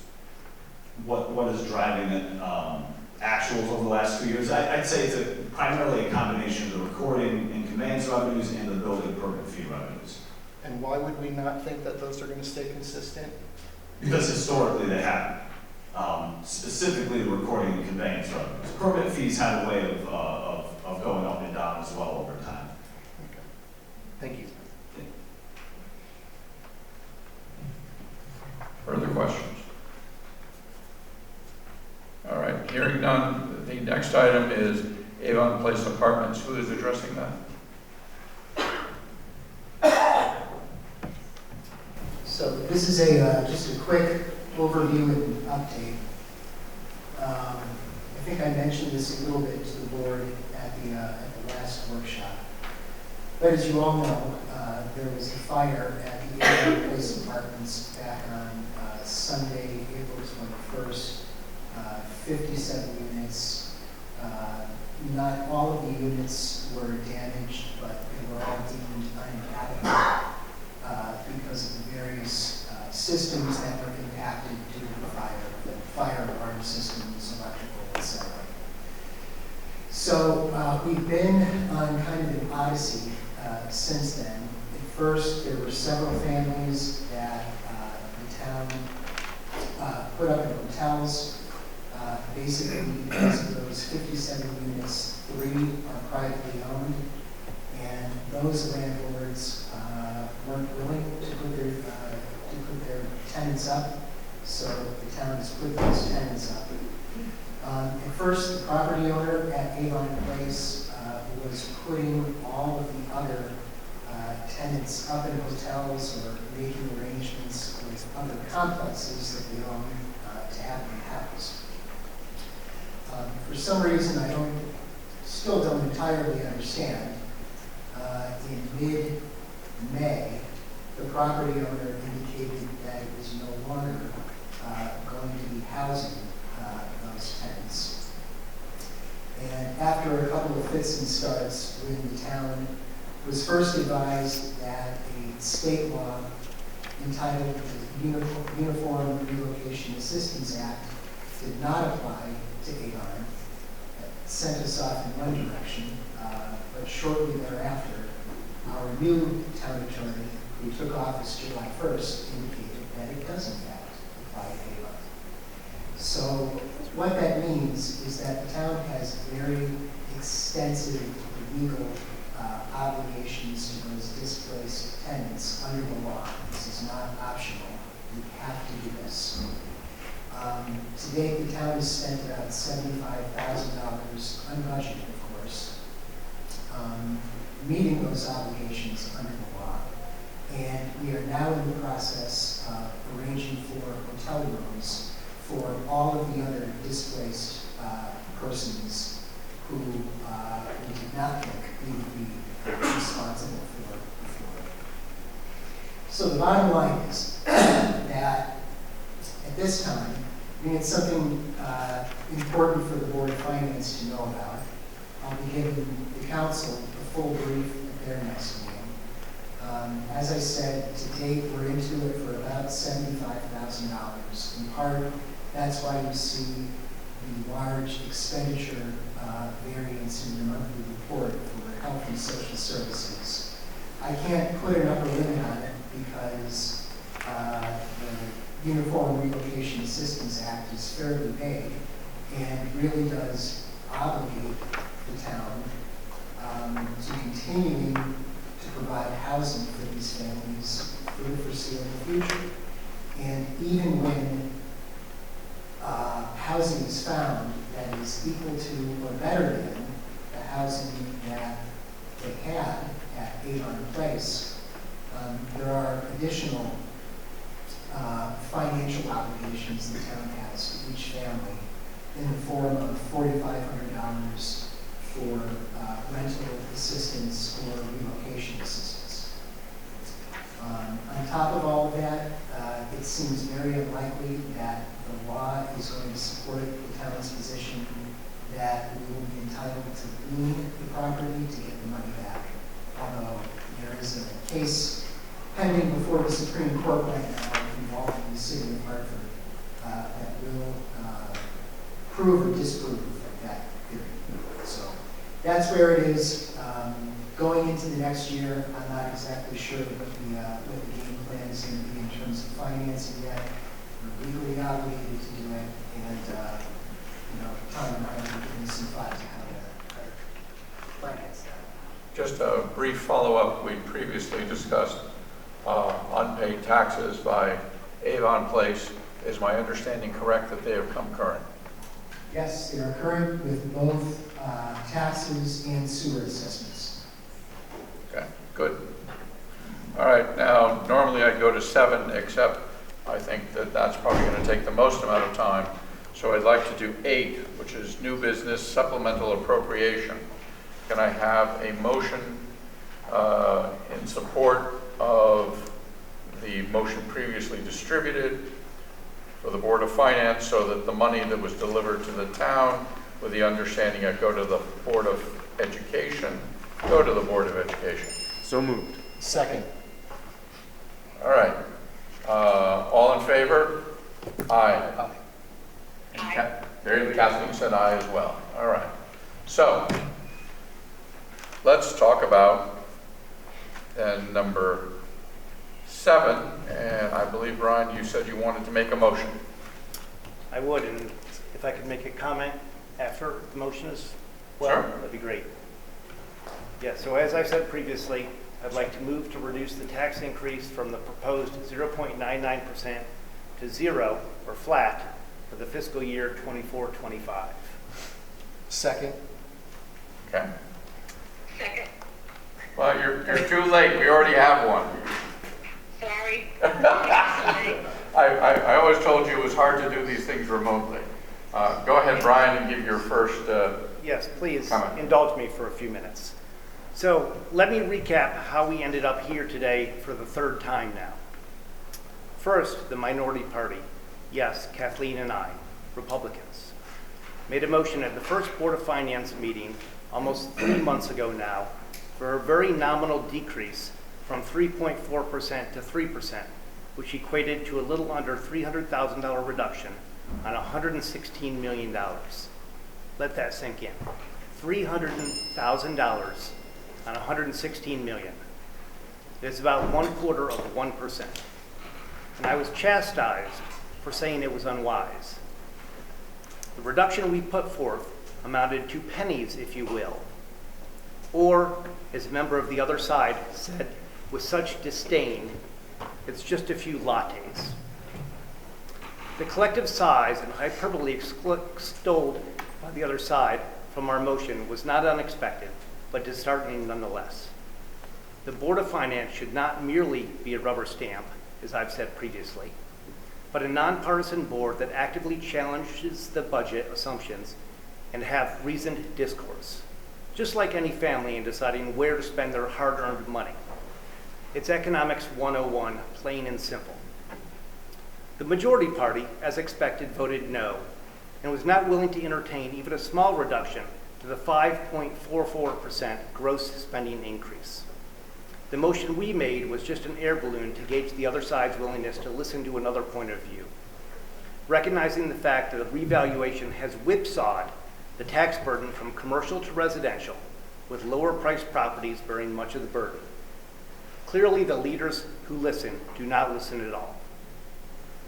The first budget referendum was held on May 15th, a turnout of 12.4%, with 299 residents voting yes, and a whopping 1,378 voting no.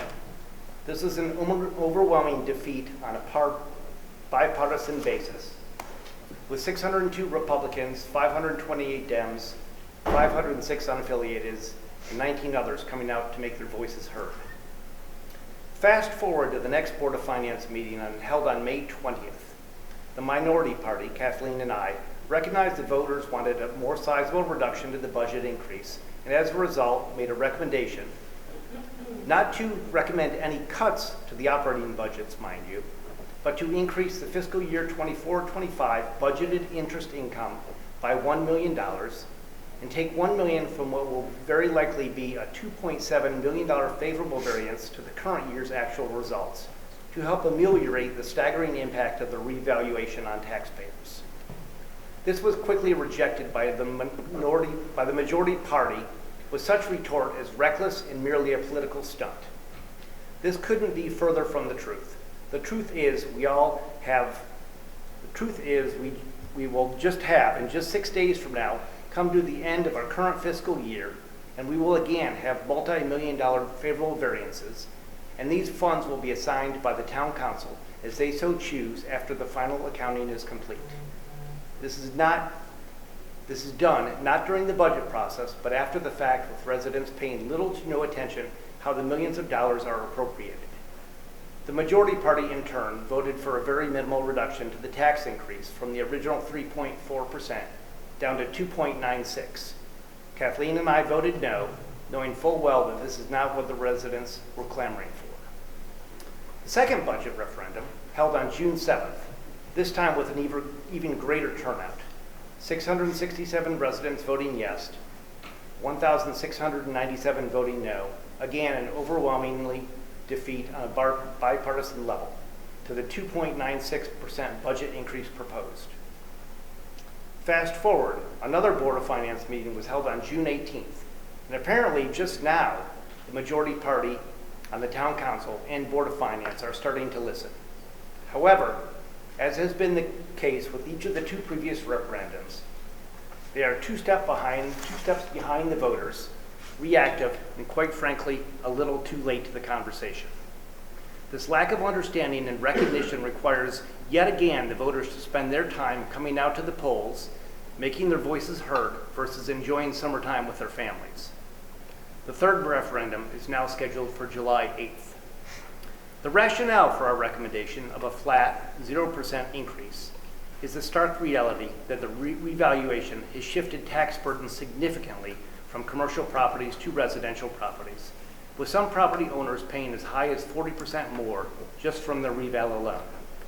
And this doesn't even factor in the proposed budget increase. If there was ever a time to have a 0% budget increase, this is the year to do it.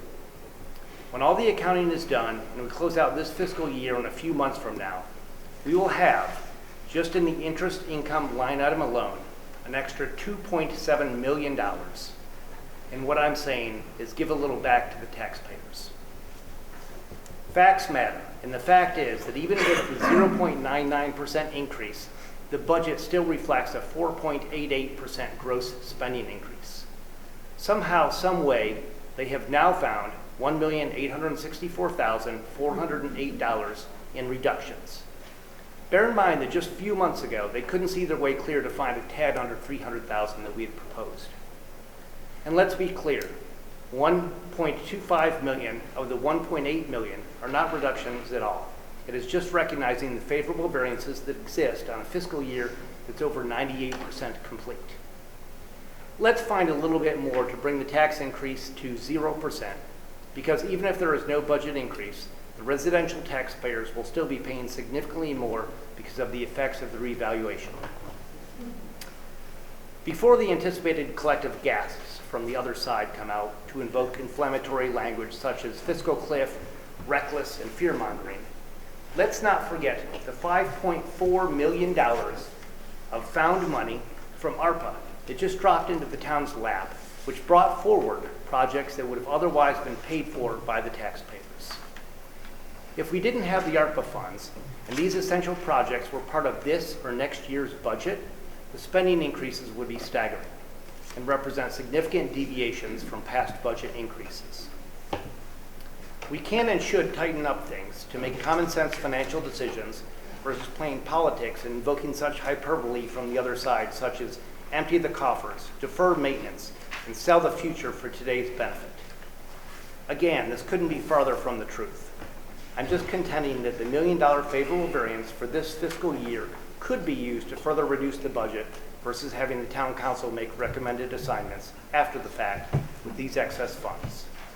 The fact is that the $1.25 million use of unassigned balance in this new budget proposal will simply be replenished and more than likely exceed the new 15% policy level. This is not at all emptying the coffers, and was said with such embellishment and exaggeration. Rather, it is simply providing full transparency to the taxpayers of this town during the annual budget process. Is the 0.99% tax increase palatable? Of course it is. But the way we got here is rather unsavory, a waste of time and resources, and the grandstanding and rhetoric from the other side as well, interesting. And for the town council chair to invoke the name of our recent past president of the United States into the budget conversation for our little town is, well, I guess everyone can decide the relevance of that comment for themselves. All right, I do have one question. Are you proposing the 0% increase on the basis that additional income would be taken from the investment income line? I don't care how we get there. I don't have a recommendation. Okay, so you're just saying it would be up Somehow to... we went from 2.96 down to 0.99. Mm-hmm. I'm saying make it flat. I understand, and you're saying that you would have the professional staff of the town do that. I would. Okay. Now I understand your motion. Is that what you thought you were seconding? I'll second it. Well, no, Harry seconded. So I'm basically asking if that's a friendly explanation. I don't think it's really an amendment. So I seconded it because I wanted to have the conversation and have the discussion. Okay. I will take that as that you agree with the motion in terms of seconding it. Go ahead. Oh, you can use that microphone. All right. So first, I'd like to, is this even on? No, I'm not Press sure. the button until it turns green. Okay, so better. Okay. So first, I'd like to say that the Democratic Party actually seconded the motion and is willing to listen to what the minority is proposing. That's the reason for my second. I'd also like to just emphasize that after the script that we just had gone through, Brian, that after all of that, the Democrats have seconded this motion and are interested, I'm interested in entertaining a conversation about the motion.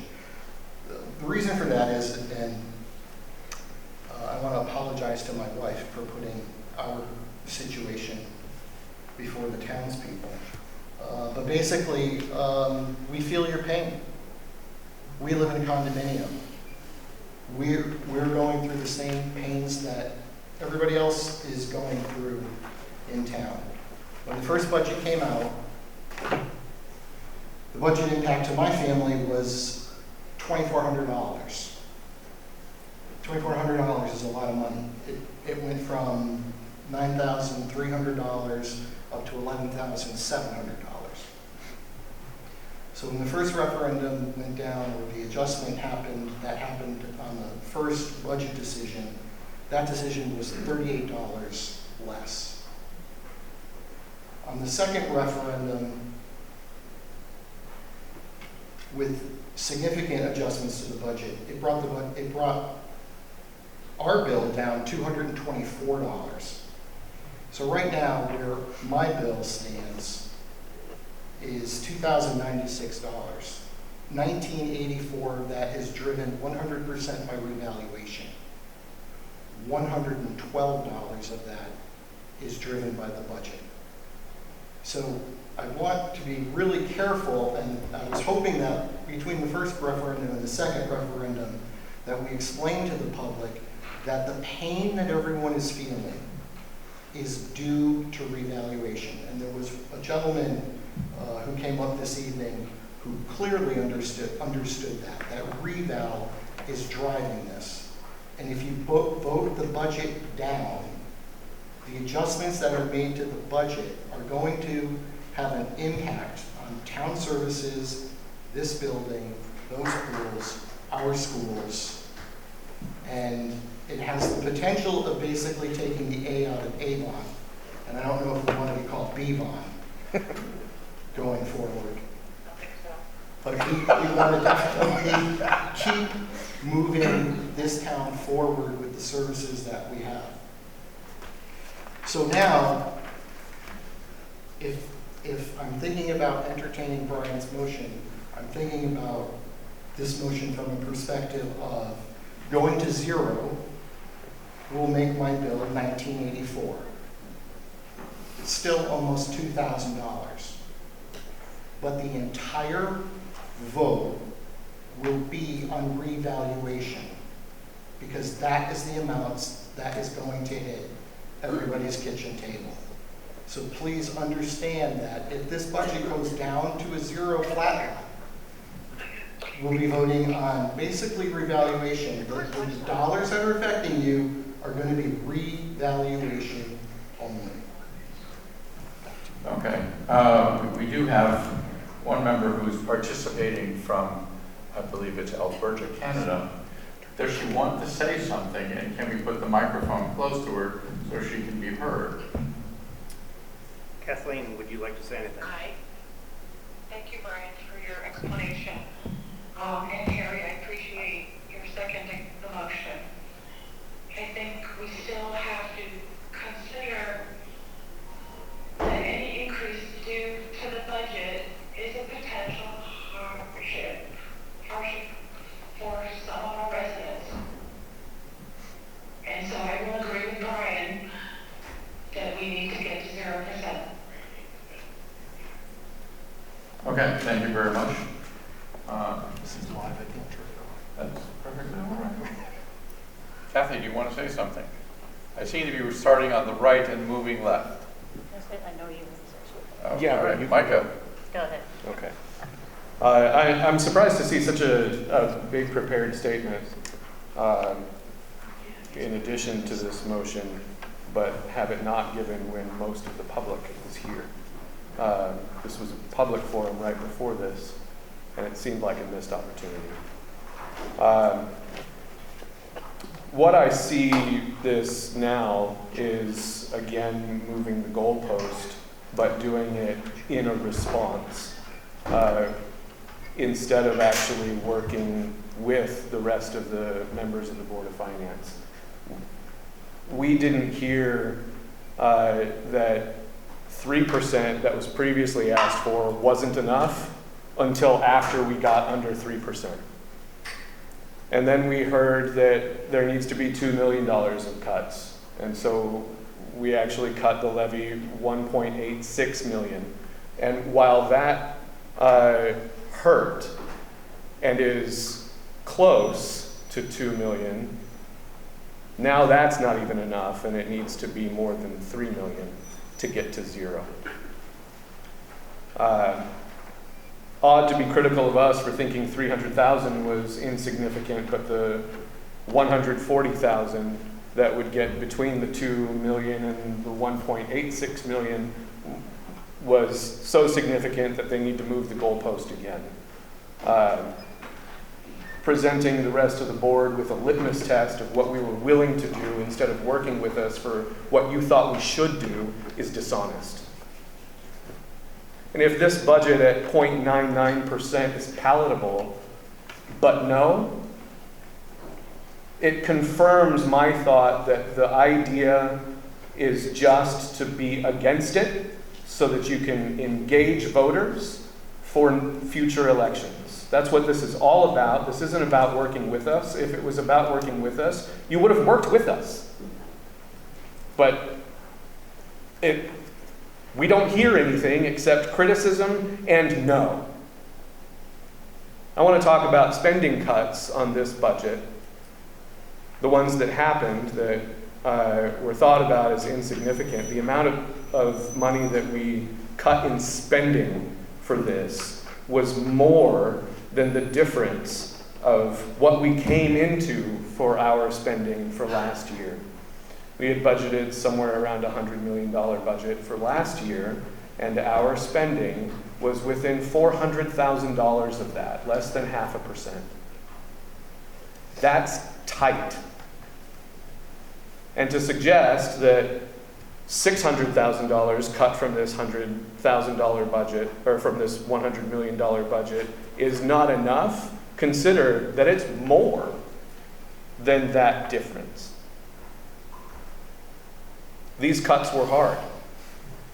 These budgets are created with an idea of what's best for Avon, not with big, huge asks of irresponsible spending that's easy to cut.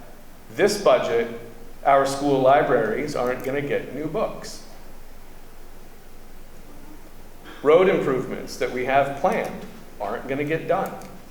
And the 15% unassigned fund balance, our savings account for emergencies like the fire at the apartment complex, is going to be well under 15% and is going to have to be refunded.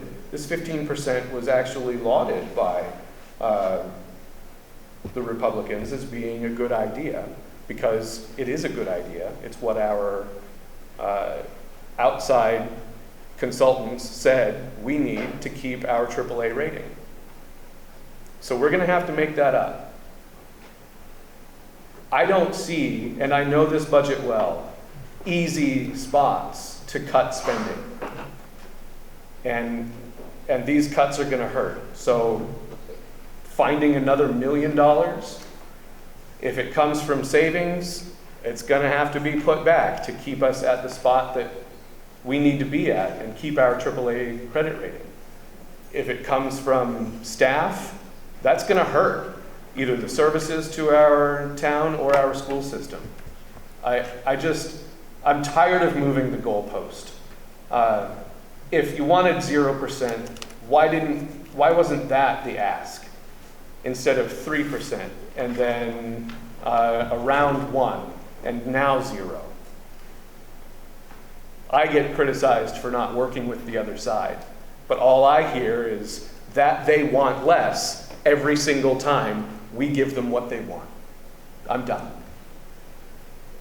Okay. It is your motion. You get to say something to. I would like to reply.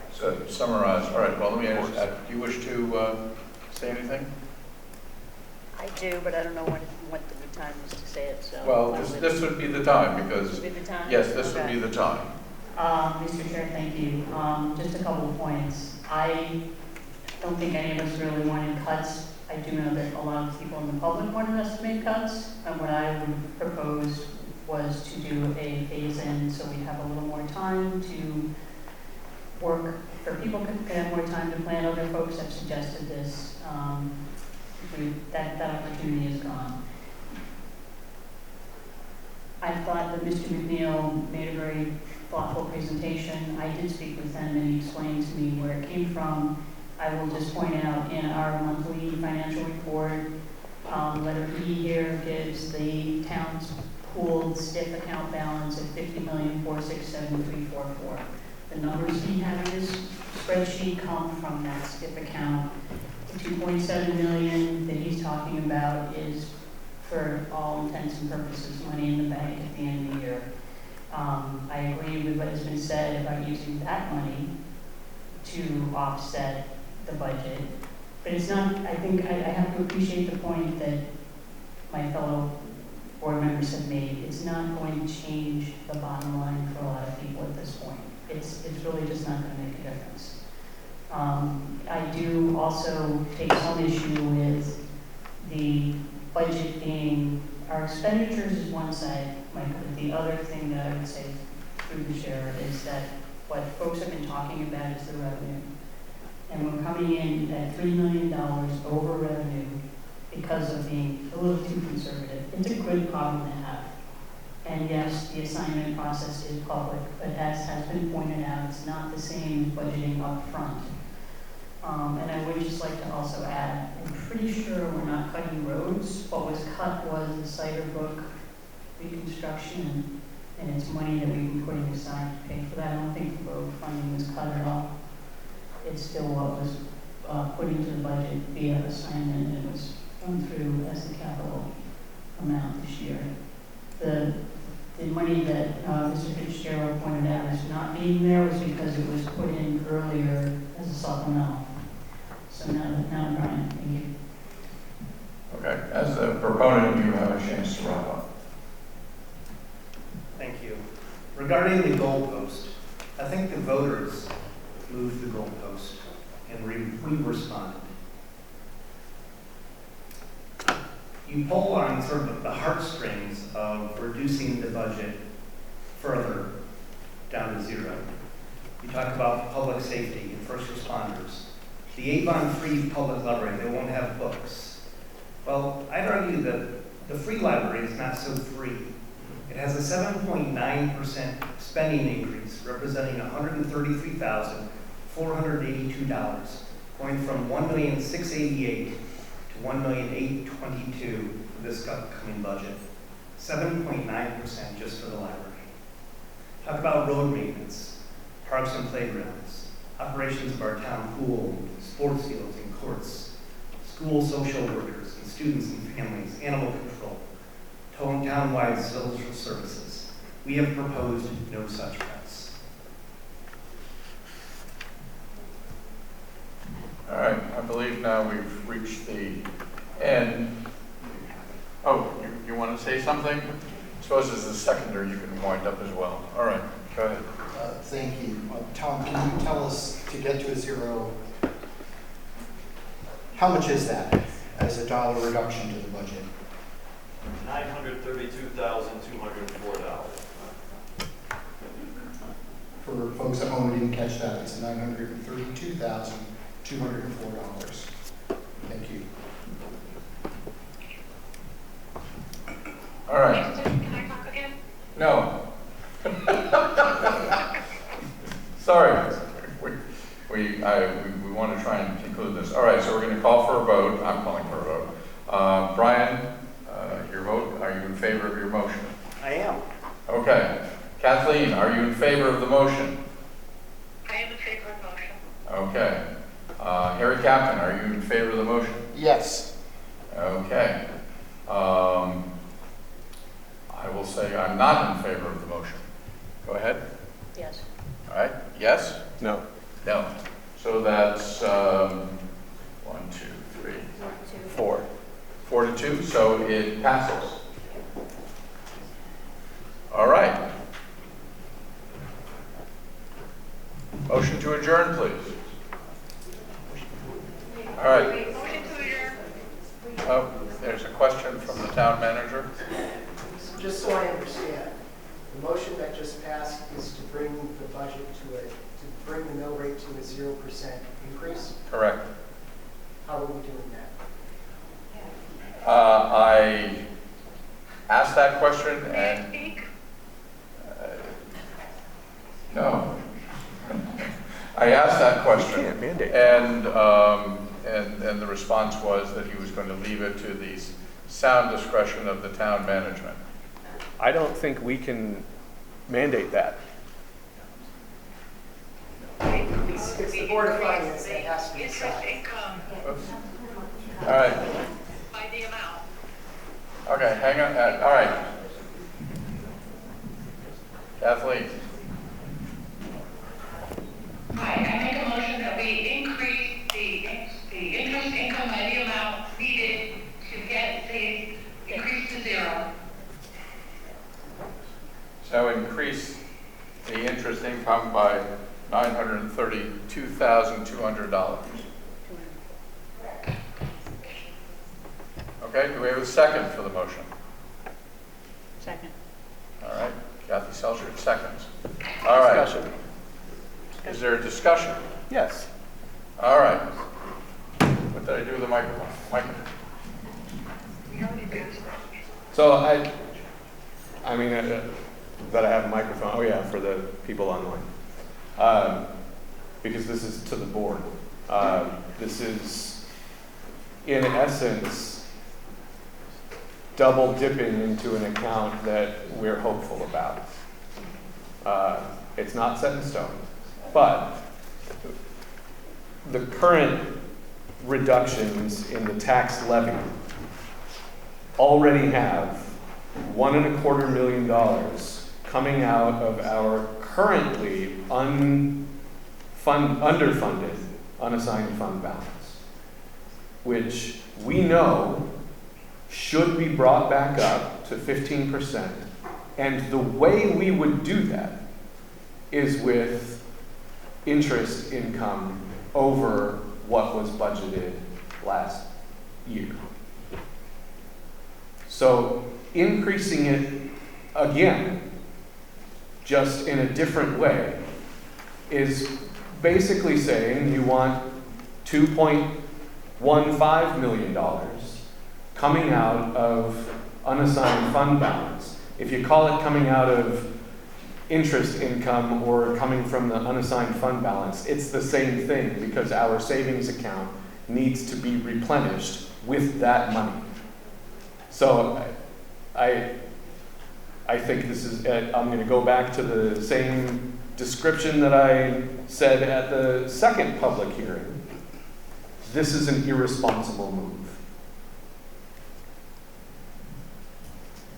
All right. I need to speak again. Sure, go ahead.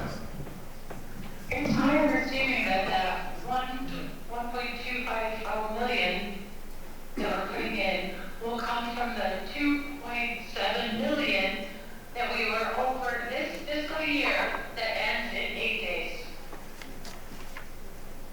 It's not double dipping. Okay, the only comment I would make is that I am concerned about making a cliff, and we aren't going to have this ability next year, so you're going to have to end up increasing the taxes next year. So that's just my only comment. Would anyone else like to comment? Does the movement care to summarize? Kathleen, you're the movement. You would like me to summarize my motion? Yeah, if you want to. If you don't have to. We'll just take a vote. Go ahead and take a vote. Okay. Running through. Brian, how do you vote? Aye. Okay, Kathleen, how do you vote? Aye. Harry, how do you vote? No. Okay, I also vote no. Kathy, how do you vote?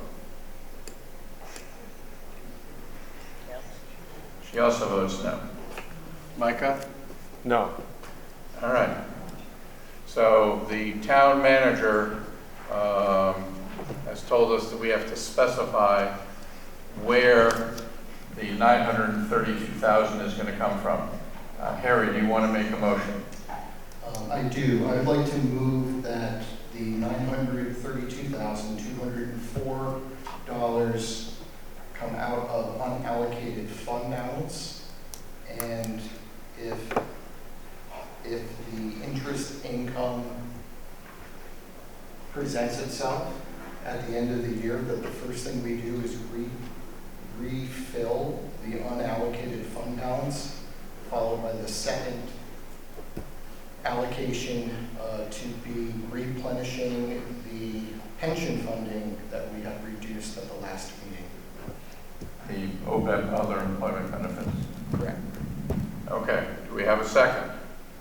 I'll second that. Well, I think you've been beaten. Sorry. That's all right. Considering the hour is late, can we forego a long discussion and just take a vote? All right, Brian, go ahead. Yes. All right, Kathleen. Yes. Harry. Yes. Okay, I will vote no. Yes. All right, Kathy votes yes. And Micah? No. All right, so I believe it carries then. So, all right, can I now call for a motion to adjourn? So moved. Second. All right, all in favor? Aye. Aye. Carries unanimously. Thank you very much. We appreciate your attendance and have a lovely evening.